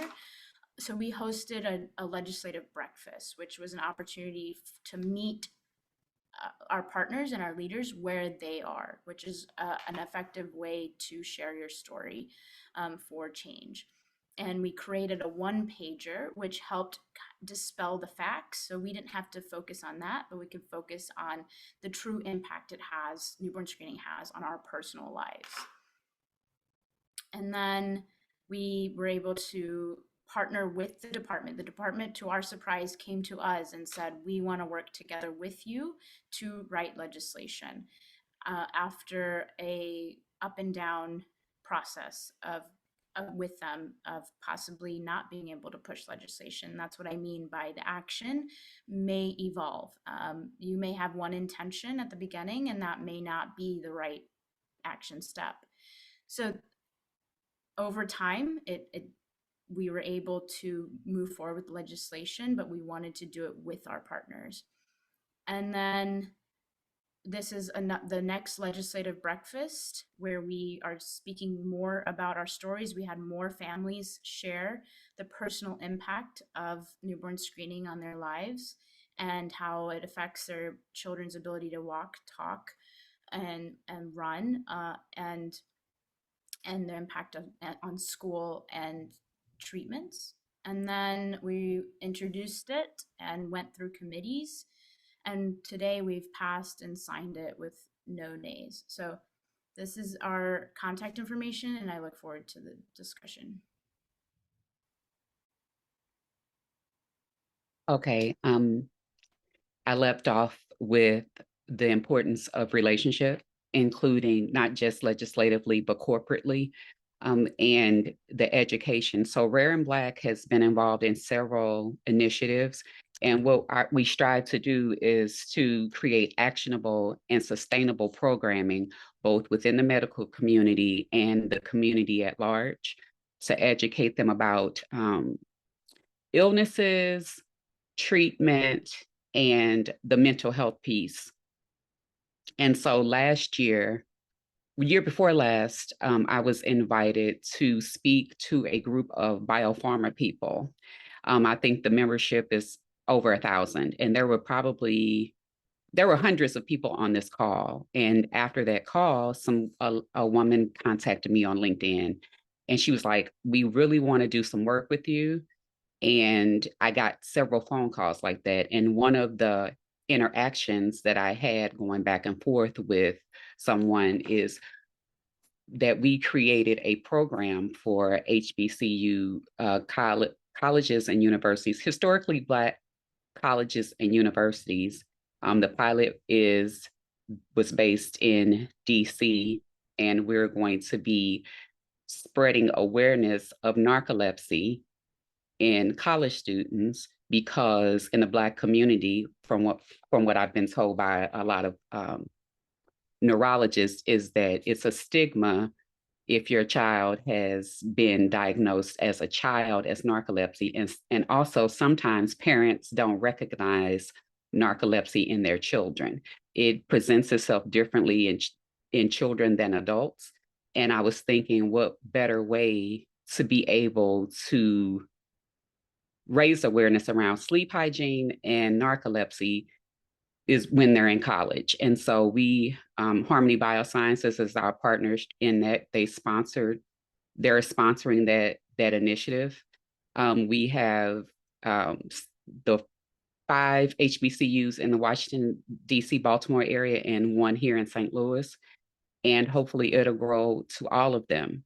Also, I am a partner with Washington University School of Medicine to be able to make sure that Black people are in research, making sure that their paraphernalia, marketing materials, recruiting materials for their family is not only culturally competent, but health literate to the point where a layperson can understand it. And so we do things like that to make sure that, like Swapna said, you don't just walk up to someone and ask them to do something for you. It's an ongoing relationship. And so we have partnerships with Tulane University's Partnership for Health Equity, where I believe there are over 50 organizations that are part of that to try to close the gap on health disparities and raise awareness around things that are quote unquote not traditionally spoke about in underserved areas. It is not race specific.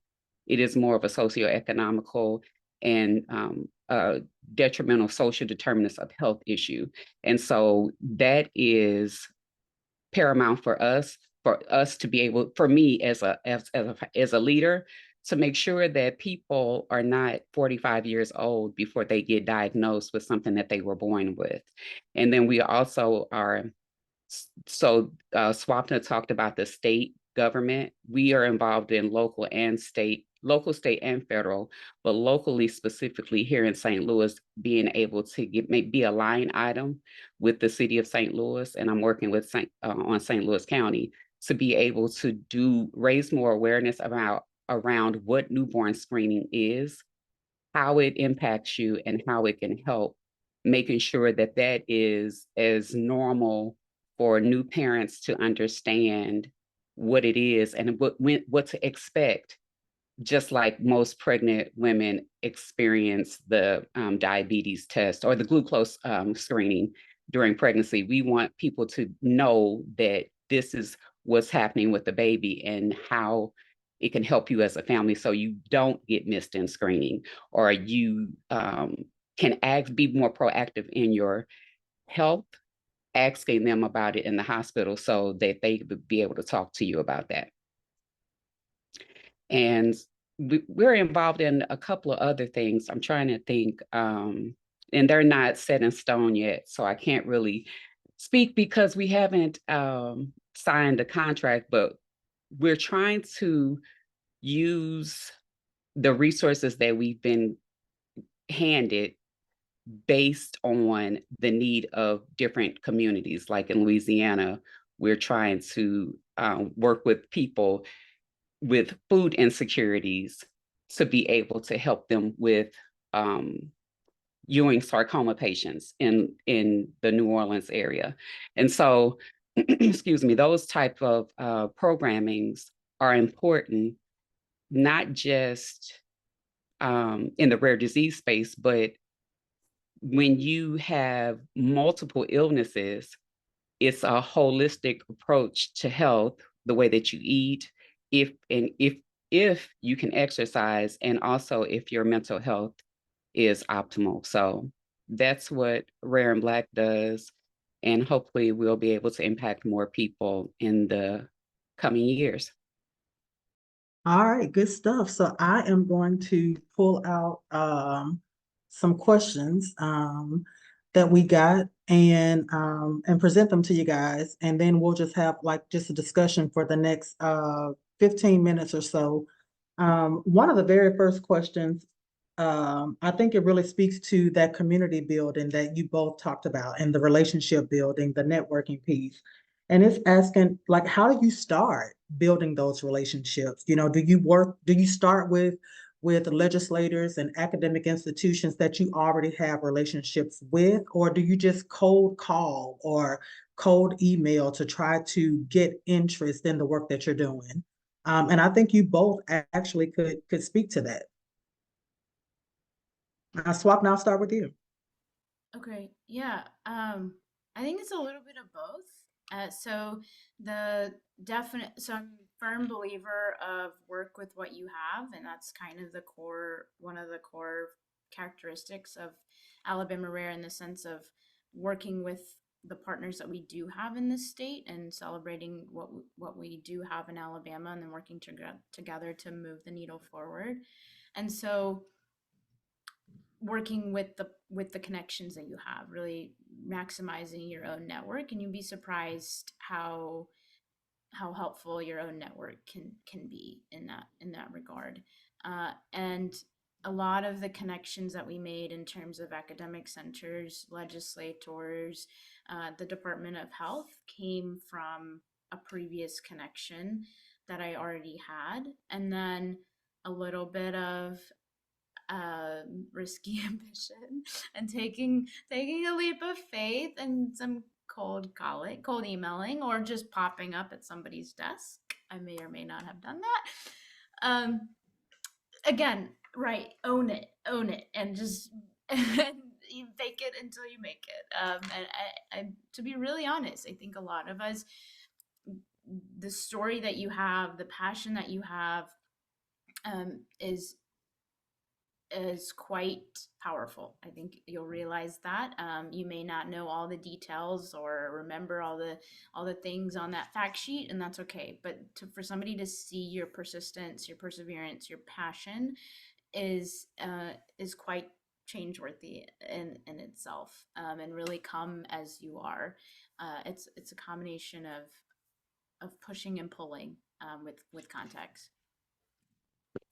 Exactly. What I was going to say is, and someone just asked me that about advocacy before, I always have loved politics and how things work, and policies, and why is that? And I always question things. I always have. I got put out of school for it when I was in elementary and high school. But before I started Rare and Black, I was like, what can I do? Like, I always knew that I wanted an organization that was patients first, right? Not just an organization to say that I had one, but one, we always think about the patients and how it affects them, always. Even the money that I don't take sometimes, because it's not anything that would benefit our organizations, the base of the people that we serve. And so you have to figure out what you like. Like, I love policy. I love how I don't love how long it takes, but I do like the whole getting together and trying to figure out what's this, and how are these people going to be affected, and what this is. The only thing that I don't like is how much it's going to cost, because those are politician things. That's not me. I have made phone calls to people, and it's so odd because I've made calls with people here in St. Louis that won't call me back but will call me back after I've been somewhere else around the country. And they'll say, have you met this lady? And I'm like, I called them. I called them 5 times. Like, but I'm not going to call them anymore. So you have to figure out what you love. I love stories. As a matter of fact, this past Friday we had the red carpet in Chicago for a film that I'm in, that the Immune Deficiency Foundation produced. And this is why we all do this, because the number of people, there were hundreds of people standing in line for us to sign their poster. There were people coming up to us and grabbing us by our arms after the film in tears. And it's like, we didn't expect that. We're just trying to raise awareness around PI. We didn't have 4 patient stories were told, and we had no idea. We sat in, and that came from relationship, right? I used to volunteer with IDF when I first got my PI diagnosis when I was 45. I didn't know where to go, who to go. And when I Googled, they were the first organization that popped up. I loved the founder story because Marsha Boyle started that organization at her kitchen table because of her son. And it's grown into an effective, they're responsible in part of SCID being on the RUSP list. And so and then to have a full circle moment for me, I can tell you, if I stop advocating today, my life is complete. David Vetter, the boy known as the boy in the bubbles, mom walked up to me. Now been trying to meet this woman for years, and there's always a long line. She walked up to me and she was like, oh my God, I have been wanting to meet you since I saw the film. And I'm like, what? She said, oh my goodness. And that was before the film. After the film, she walked back up to me with her beautiful sequins gown and she hugged me so tight, I just wanted to sob, because I told her before the film how I talked about her son during the taping of the film, and how I felt when I was 1983, when ABC, I still remember it, when ABC 2020 did a story on him. I cried because I had just gotten out the hospital with an infection. And I was like, if that's so mean, like, why do they have him in that machine? For his mom to walk up to me and say, I've heard about your organization, and if nobody sees you, I see you. It was just like, and I'm still trying to process it. I haven't written a post or anything because I'm still trying to take it all in. But that's what advocacy is, right? We want to make a difference. We don't know how we're going to make a difference. But those things are all based off of relationships. If I had never reached out to IDF to be able to be a volunteer for them, and then I also, as an organization, send people their way for immune deficiency support. If they're having a hard time getting their parents their immunoglobulin, go to them. They have a team that can help you. So it's all about all of us helping each other as well. We can't go like, what's the saying? If you want to go something, If you want to go far, yeah, but if you want to go farther, you go together. That couldn't be more true, because of how not just rare diseases, but if you're chronically ill, you're going to deal with multiple facets of your treatments, your treatment plan, family, and it's all interwoven in together. So that's what makes it all worthwhile. And I think you hit on a really important point, just that whole, the idea, the reality, the concept of collaboration, and how it takes all of us to lend our support to each other. I think, the 3 of us run organizations, but we've worked together. I know, I've worked with Dion, I've worked with Swapna, and I think that that's something that I find a lot of value in, not feeling like I can't support someone else. It's There is no me in this course, navigating this rare journey for us. Our tagline is even everyone is we, because we just truly believe that as much as our journeys and our treatments and all these things are individualized, the reality is it takes all of us to move the needle for the broader community. Another question was, what advice would you give to someone who may not yet be ready to share their story? Whether that's, they're just not ready to do it publicly, or maybe they're afraid to, or maybe there's some stigma attached to their diagnosis, whatever the case may be. But they're challenged right now with getting started. What advice would you give them? Dion, let me start with you. I would tell them, if they want to like do something, then they can write a letter, right? Or in this day and age, people are having Chat GPT write letters for them, but I'm kind of scared of that. But if you're interested in policy and there is something going on that you've heard on the news or whatever, you can write a letter. You can follow organizations all the time that will put out a call to action. Can you please copy and paste this letter and put your name on it and send it to your legislator?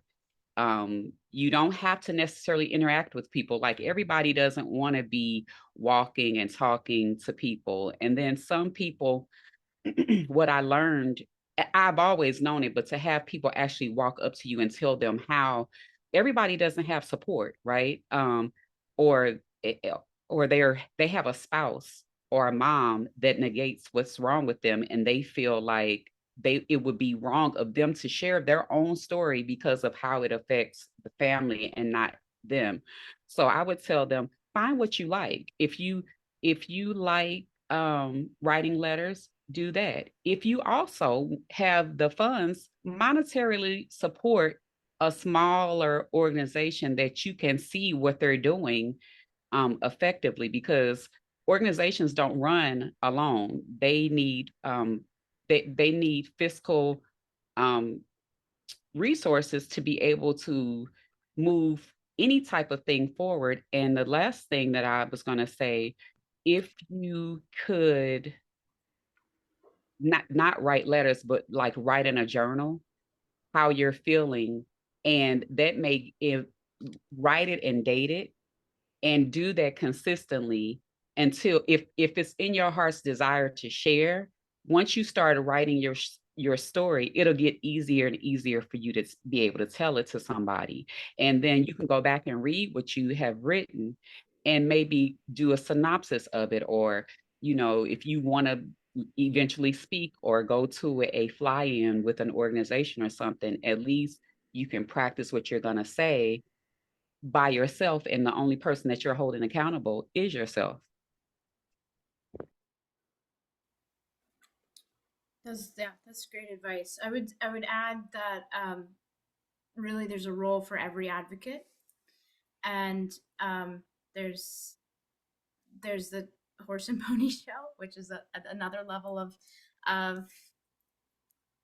advocacy, and there's a time and place for that, and there's also a time and place for those that don't want to be as in the public eye, and as Dayan said, and I always say, like, every effort is important. So every email, every letter you wrote, or every submission to say, hey, please support this legislator, or calling, if you call the federal offices, especially with really high profile bills, they're not going to probably answer, but they've told us they are taking note of who's calling and saying, please advance this bill, or please do not advance this bill. So calling does important. They have to, the staff, they have to tick mark who's saying yes, who's saying no. So and that applies for healthcare advocacy, legislative advocacy, anything. And then you really don't owe your story or owe yourself to anyone. That you control yourself. I mean, even if it's in the grocery store and somebody says, I mean, I have a feeding tube that I carry around, and if somebody asks a question, or I mean, from when I was in first grade, I said, none of your business. And at my own pace and own timing, did I decide to share. And it was much 20 something years later. And did I decide to get into this? And that's, you're in control of that. And we all understand, and we understand family dynamics, support dynamics of the organizations, etc. You're in control. So remember that. And there's, you know, one pagers. We had to make one pagers for our breakfast, and to be able to give a takeaway, an easy takeaway for the legislators to understand what we were doing. That's a great job for somebody who wants to do something like computer work, or wants to be able to do graphic design, or just doesn't. I mean, it's a job for anybody, but it is something that is great for somebody who's maybe not as interested in being vocal. Or we've done voiceovers. I mean, Sarita knows we've done voiceovers for somebody else sharing their story, but does not have the time, energy, and space to maybe actually speak it, but they've written it, but we needed somebody else to do voiceovers. Sarita stepped in. And so there are tons of ways to get involved that is not necessarily what has been honestly been put on the media as what is legislative advocacy. It is not all lobbying and sitting in an office with a legislator and making it look real sexy. It's not. It's a lot of grunt work and emails and just educating tons of information. So research, all the things. So there's tons of roles. Don't ever feel like it's just being talking head. It's really not. It's really not.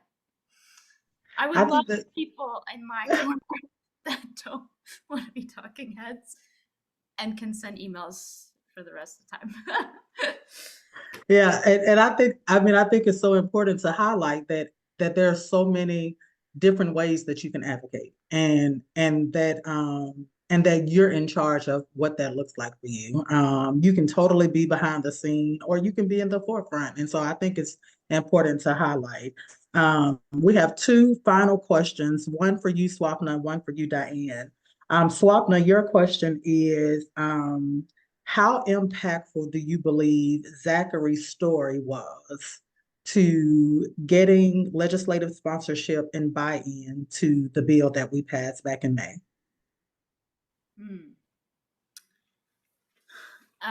So I think it was impactful, but there was kind of a ebb and flow of how it was impactful. So I think at the beginning, to visually see a child that is, and Brooke, his mom, and Zach will be okay with me saying, is not developing at the same pace as someone his age.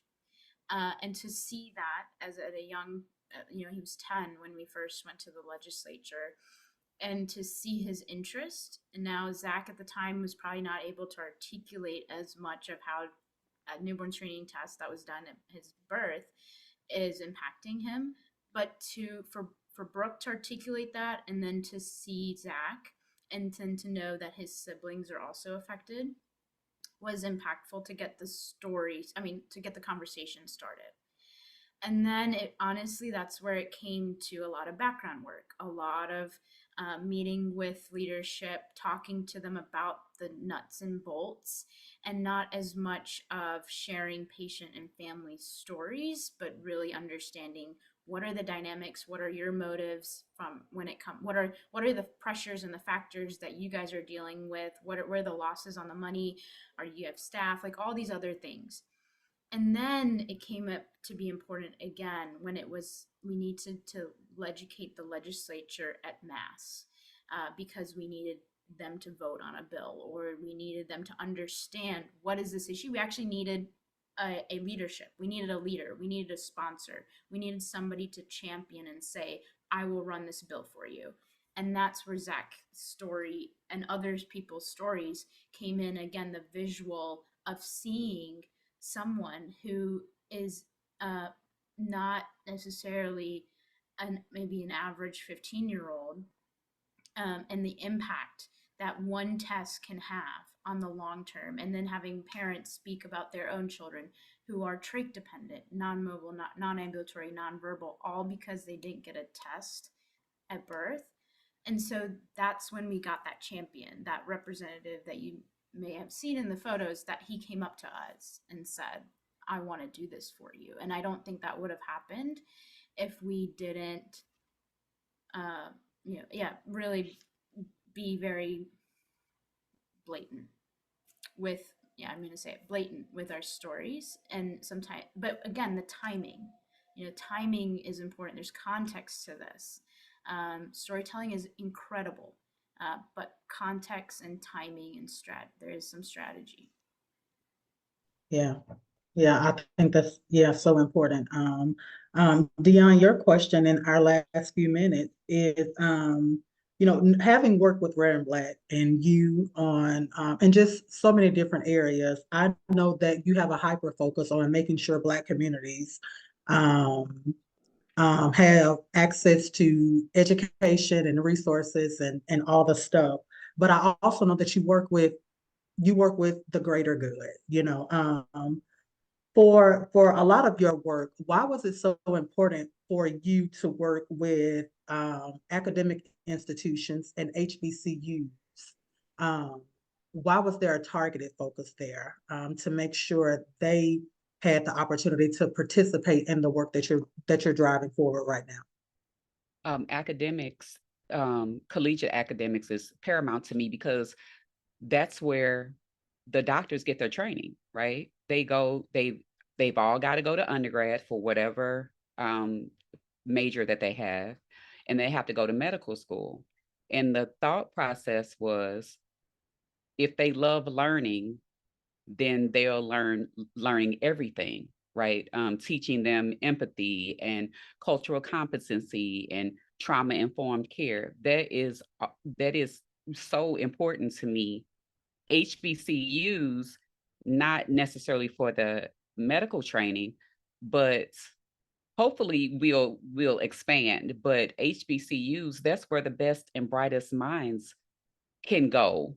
I won't say that because there are thousands of kids that couldn't get to HBCUs because of the lack of money that HBCUs has to offer scholarships. My daughter being one of them, that was her dream, to go to an HBCU, but she just couldn't get the scholarship money, and she got it from a predominantly white university, which is perfectly fine. But for historical purposes, I wanted them to understand, because a lot happens to you post-adolescent. When you right at that 18 to 24 mark, things happen in your body. You're away from home, you get stressed. There are things that go on and you get diagnosed right then. So you need to know how to advocate for yourself, what it is that you're dealing with. And that was why it was important for me to do something with HBCUs. But going back to my work that I do with Huntington Memorial, with UCLA in California, all of these things, Black people, and I tell people all the time, I had to say this on a panel in Boston last month, Black people don't want anything different than anybody else, right? We all want access to good health care. We want good healthcare, affordable healthcare, and we just want to get diagnosed. Like, we just need a diagnosis. You shouldn't have people 67 years old getting diagnosed with something that they were born with, and they've been sick all of their lives, right? But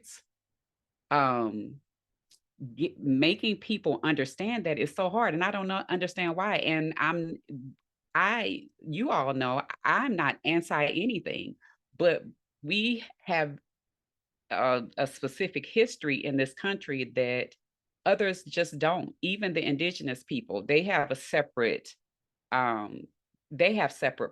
But it was just important to me because I know how things happen for me, going through this whole odyssey of just getting the major diagnosis. I knew what I was dealing with, and I feel like the only way that it can change is if our healthcare providers are educated at the time that they're hungry. right? You don't want a doctor that's been in it for 20 years. It's like, oh, she's talking crap. What does she know? She doesn't have a PhD. Because at one point I was like, I'm gonna go get a PhD. No, somebody was like, no, you don't. I was like, but they're not listening. Just talk to somebody else. So getting them while they're hungry, and they're when you're in a lecture hall and you know you have everybody's attention because they're like this. They're not on their phones. So that is, to me, the really important stuff, because I want to make an impact, and I want to make, because we all remember when the people came to school when we were younger, for career day.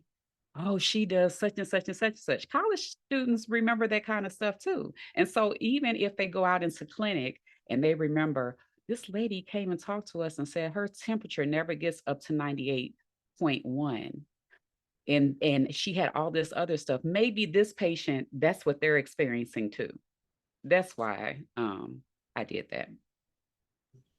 I love that. I love that so much. Well, we are at the close of this session. Thank you so much to Swapna and Dion for being here, sharing your work and your stories, and just really raising awareness about the importance of patient stories and the work that we're all doing, and just for the broader rare disease community, but medically complex diagnoses across the board. So thank y'all so much for being here.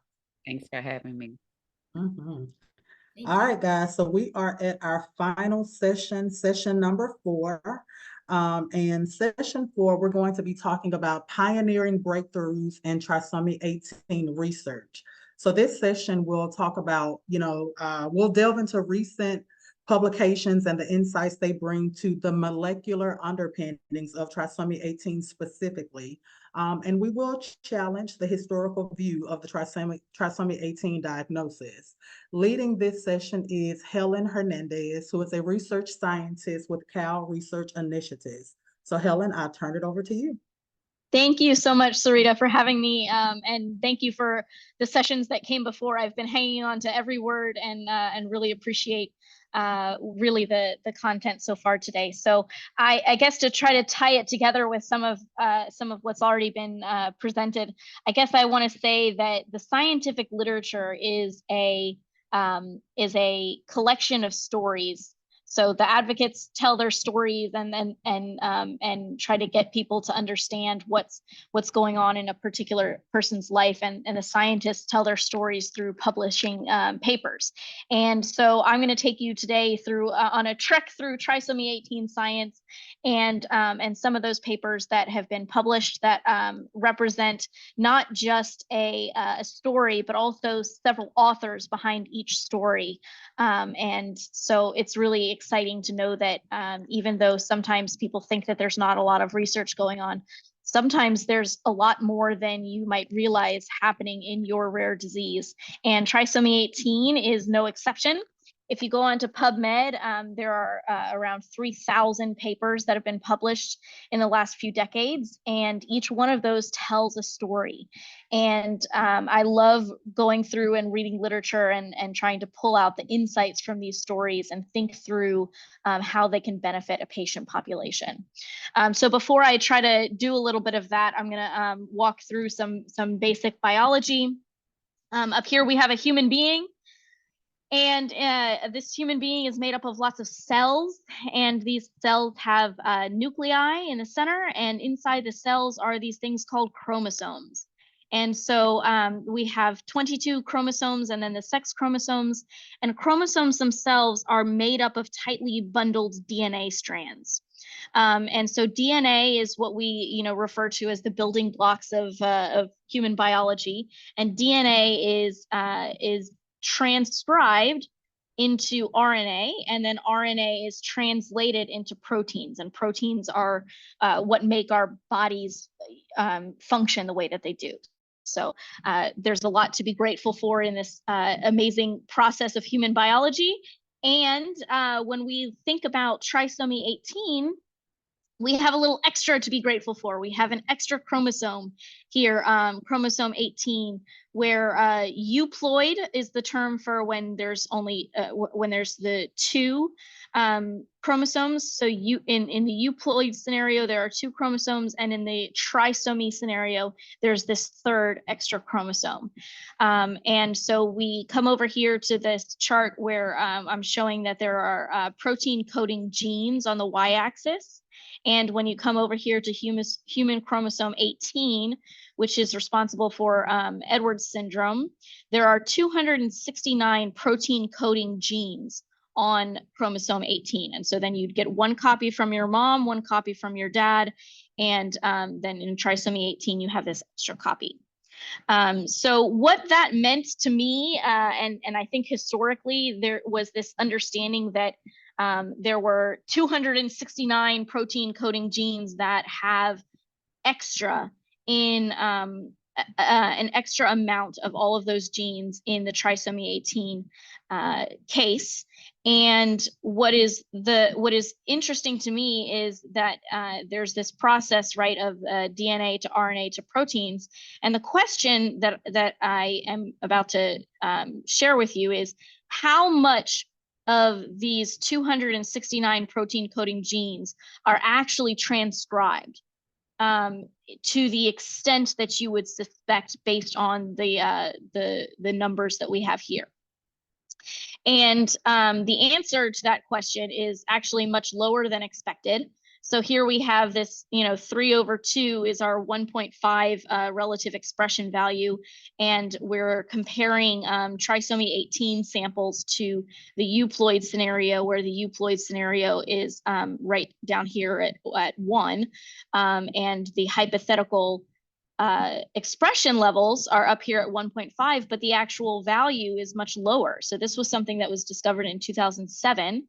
And interestingly enough, there's also you see a little bit of variability in the expression levels across all of these different chromosomes. So this was something that was actually quite mind-blowing to me. I really expected to see expression levels that were just, 3/2, and that's not the case, according to this literature.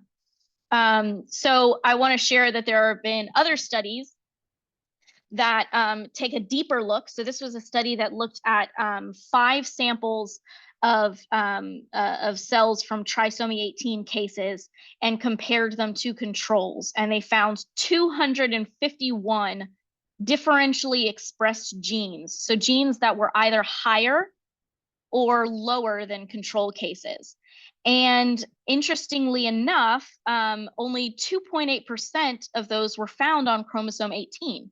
So that's really a lot lower than the 269 that protein coding genes that I shared with you before. And so that was really surprising to me. But what was not surprising was that the genes that are differentially expressed were related to the endocrine, the cardiovascular systems, the lipid metabolism, immune regulation, and the central nervous system. So this paper walks through what those genes are and what pathways, what functions they're associated with.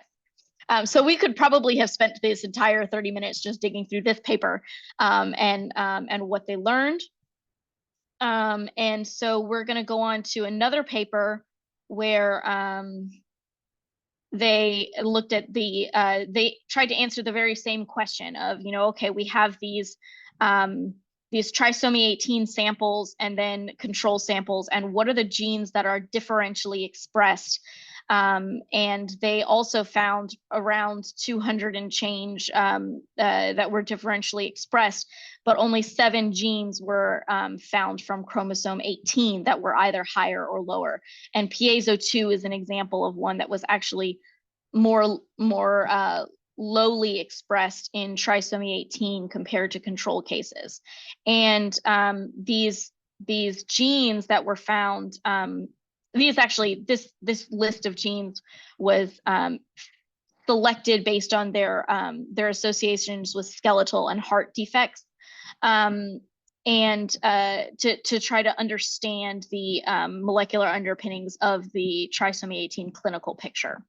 One of the other things that this study brought to the forefront was the difference between males and females.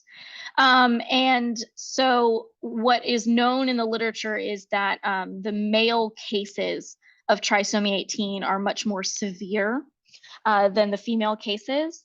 And so it was really interesting to see that in several cases, the degree of fold change. So this is how much more or less than the control sample is this gene expressed. So this gene HAND2 is expressed 5.75 times more in this male with trisomy 18 compared to a control, and this same gene is expressed 1.7 times in the female case. So the extent to which the genes are dysregulated across multiple genes was much more dramatic in the male case compared to the female case.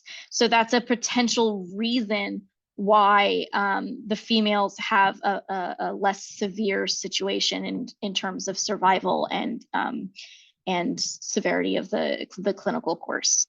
So that was a really fascinating piece of information. And I'm going to go ahead and also share that some of these genes are connected with actual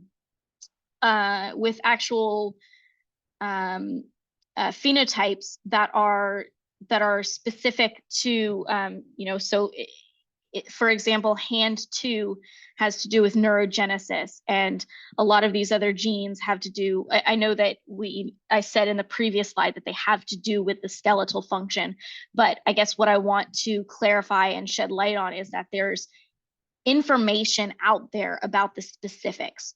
There's specific studies on this particular gene, which is downregulated significantly in both the female and the male cases of trisomy 18. And, for example, bone morphogenetic protein 4, there's specific loss of function variants have been studied in the literature. So there's even that 3,000 number of, publications that are specific to trisomy 18 is essentially an underrepresentation of what is out there that we can glean knowledge from to try to understand what is going on in trisomy 18 patients and how we might be able to counteract some of those effects.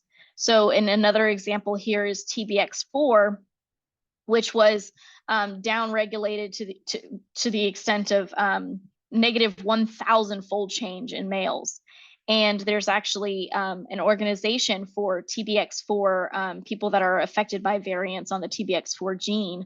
And so there's some overlap there in terms of, what therapeutic approaches might be effective for one condition might at least be considered for another in this case.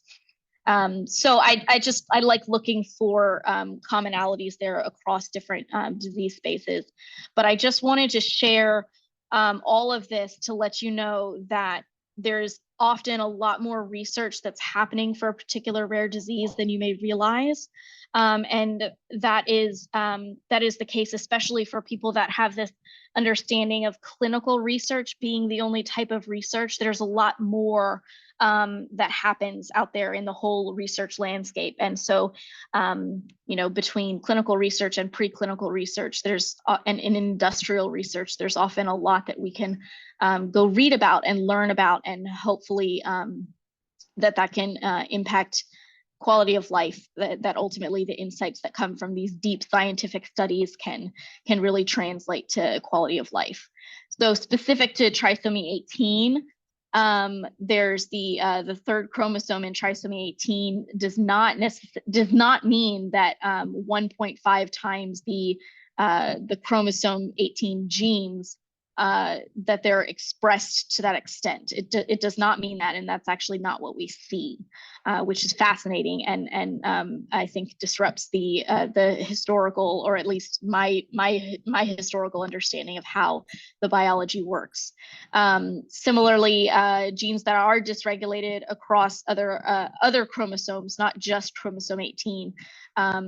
There are genes that are dysregulated, and there are multiple studies. I just showed you 2 today, but there are multiple studies that have aimed at really characterizing these changes and understanding how they connect to the clinical features of trisomy 18.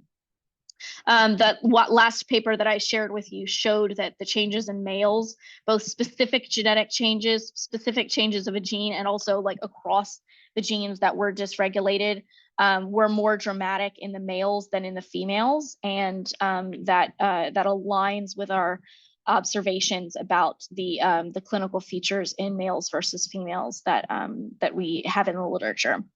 And then hopefully, and this is maybe a long shot, but hopefully changes that are in specific genes that relate to specific clinical features of trisomy 18 can offer us a little bit of hope in the fact that we understand how they interact with how that gene is known to impact people that are impacted only by that gene, and that potential therapeutics and potential therapeutic strategies, gene replacement therapies that might be beneficial for a population that's affected by one gene change could potentially be applicable to trisomy 18, where these children are impacted by multiple changes across the genome.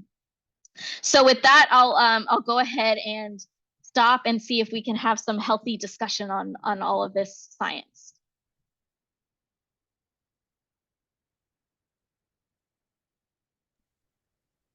Awesome, good stuff. So you already know that all of this is fascinating to me. And so I do want to just, shout out that, we started a lot of this conversation. Helen is on our scientific advisory, and she provides a lot of insight to this level of work for us. And it really prompts a lot of discussion between the two of us, and the work potentials when it comes to understanding more and more about trisomy 18. And so I think to really start off, just, our conversation is uncovering this type of information that I don't know we would find ourselves without having access to you. What are the implications? Like, what does this mean for all that we know, or historically, about trisomy 18? For us, we see advancements to expand our work and our research efforts, something very, very new to us as an organization. But what does it mean to you as a researcher, as a scientist, to have this level of data, and how we can leverage it to move us forward in that research landscape? So it's a great question. What does all of this mean? What is the potential here for leveraging this information for the community? And so first of all, the first thing I want to say is I want more data. But there's plenty out there, and there's a good amount out there, and some of those studies were published in 2019. So the people that were working on them are potentially meaningfully still engaged in trisomy 18 science, which is exciting. And so we can build a research network that really encompasses both the clinical and the preclinical landscapes. And then there's also the possibility of really harnessing of all of the multiple studies that have been done trying to compare trisomy 18 to control samples from a transcriptomic perspective, from understanding what's happening after the DNA goes to RNA. We can try to pull it all together into one cohesive picture. Like, what are the overlaps, I guess is what I'm saying, is because one study on its own has like the first study that I showed, actually there were 5 samples compared to 6 samples, and so that that's a lot more than the second study that I shared, which was one sample of both the male, one male and one female trisomy 18 sample. So each study on its own has its own strengths and limitations. And when we pull them together and look at the overlaps and look at, you know, which genes were differentially regulated across multiple studies, that's when we start to really see, you know, that's when we start to essentially whittle it down from, you know, initially thinking that we have 269 genes to deal with, and then understanding that only like 7 of those are actually on the chromosome 18. And so we have, again, back to that 200 some number of genes that are differentially regulated across the genome. But where is the overlap in the different studies? And then those take on more strength in terms of the scientific validity of those really being important for trisomy 18 pathology. And so that's where, so what I guess what I'm saying is that there's a little bit of legwork still to be done to get to where we can really pull these insights and say, you know, yes, TBX4 is something that's seen over and over again, for example, you know, or SHOX2 is something that's seen in multiple studies, you know, taking from, you know, amniotic fluids or taking from fibroblasts and pulling this information together. And ultimately, you know, in monogenic disorders, there are strategies to really combat some of these biological changes. There's, you know, in monogenic disorders, there's one gene that does cause a series of downstream effects. That so it's not just as simple as, you know, one gene is dysregulated. Oftentimes that one gene being dysregulated causes others to be dysregulated as a consequence. And so essentially what we do when we whittle down the number of genes that we need to focus on as the trisomy 18 community, we get closer and closer to a scenario where we can start you know, thinking therapeutic strategy the way that the monogenic community is able to. And right now I see that as a barrier of the chromosomal disorders, is that it's people think that these things are so dramatically complicated compared to monogenic disorders that there's almost no hope, that there's almost no reason to go push on the science. And I think that that's absolutely not the case. I think that the fact that we have the lenses through which we can look at science these days is so impressive that when we harness it, like, we can start getting to where, you know, we can understand, okay, this subset of genes has to do with the skeletal phenotype of trisomy 18. And so are there knobs that we can turn therapeutically to help, you know, with bone density or with cardiac function, for example? And this is maybe all like pie in the sky, you know, thinking, but I like to leverage my my relentless source of optimism for this community and hope that one day we can get to where there are real strategies that can help this community.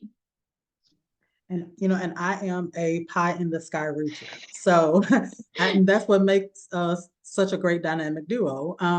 You know, I think one thing that you touched on, you talked about, you know, just how when we think about research, we think about clinical research, we think about clinical trials and all of that. But I wanted you to kind of talk a little bit about how valuable this level of research is too. You know, we understand that there's no treatment or cure for trisomy 18. And I wanted, you know, as an organization, I've always, I think, been upfront, and I feel like I've been upfront and very clear about if that ends up being a long-term end goal for us, I think it's fantastic.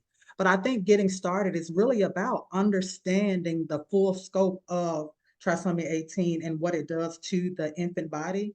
And so I wanted you to talk a little bit about how this research specifically is just as impactful as our traditional thoughts of clinical research that lead to treatment development.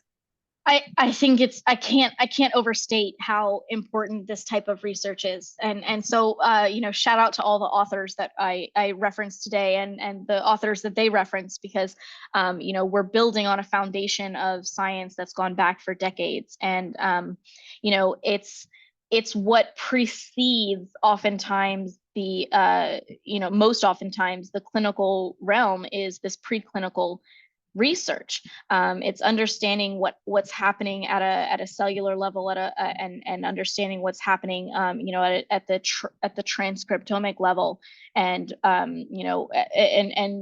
and other. So there's other ways that we can try to understand trisomy 18, but these are examples of studies that really cut to the heart of what's happening, what is dysregulated in trisomy 18, in samples, frankly, but also then the consequences carried to the people that that have those cells. So That's great. Let's see. I'm pulling up my list of discussion questions. We talked a little bit about like the potential future direction, and how we might, contribute to the current approaches to managing the condition. As an organization, I think it's important to us to leverage this information, but try to grow it. How can funders contribute to this level of research? That's we know that research is expensive, and it costs. And for anyone who's listening, who may be in a space to lend their support to the work that we're trying to move forward, how can they best do that? So I think the organization is the answer to that, frankly, because there's a centralization that's necessary for this type of information. So right now I talked about transcriptomics. Well, say in another 2 years there's a proteomic study that's for example, that is possible and made possible through people donating samples of cells, through a biobanking situation. Then we need to, as the organization, centralize the information of what have we learned from the transcriptome, and then what are we going to potentially learn from the proteome, and how do they align with each other, and what sort of we start to build up the strength of information, and we build it up centrally through the organization is the way that I see this, so that research becomes really patient driven, really patient organization driven. And right now, the researchers that are, in this space doing amazing things are doing so in a little bit of, silos. They maybe know some of the other research that's going on, but they would benefit from connecting with the patient organization and understanding the stories of the families, and understanding that there's really some depth to the data that they crunch through. So I think investing in the organization and letting the organization lead this type of effort would be the go-to strategy. And I agree 100%. And I just wanted to, again, that's something that you and I have talked about, just sidebar. And it's something that's hugely important to us, that we, contribute to the silo removal and pull researchers and scientists and people together. And really that's the whole scope of our theme this year, just the value and the importance and the impact of collaboration. And so I wanted to just kind of raise an alarm that collaboration opportunities are out there. We just have to be willing to enter into those opportunities with patient advocacy organizations. And so if you're out there and you're listening, the EWE Foundation is very much open to a discussion, and we're so grateful to have a researcher and scientist like Helen, who supports our work and lend her expertise to the work that we're trying to continue to grow and expand. And so I think those were all the things that I had for us. Helen, please take the last, we have like 2 minutes left in this session to kind of recap or close us out with anything you wanted to land the audience with. Sure. So I'll connect it to some of the advocacy conversation from earlier, which is that sometimes it's as simple as sending an email. So sometimes it's as simple as understanding that there's a researcher studying Down syndrome that, you know, has a skill set that can be applied to trisomy 18. And sometimes it's as simple as sending an email that presents to them the fact that we're here, that we exist, and you know, that might actually pull them into this space. So there's an advocacy element to what we're trying to do here, and so that's important. But then in terms of what I presented today, one of the main messages that I wanted to get across was that a lot of times there is a lot more going on in the research landscape than you may be aware of. And some of that is just the skill set of, you know, navigating PubMed and navigating Google Scholar, which, you know, is very much a learnable skill set. And sometimes it's just about connecting with the researchers to learn that there's even more depth to what's going on. So then specifically in terms of what we've learned about trisomy 18, it's that it was not obvious to me that it wasn't as simple as, okay, there's an extra chromosome and therefore there's an extra set of these genes and therefore an extra set of the RNA and an extra set of all of these proteins. It was not obvious to me that those numbers did not follow through.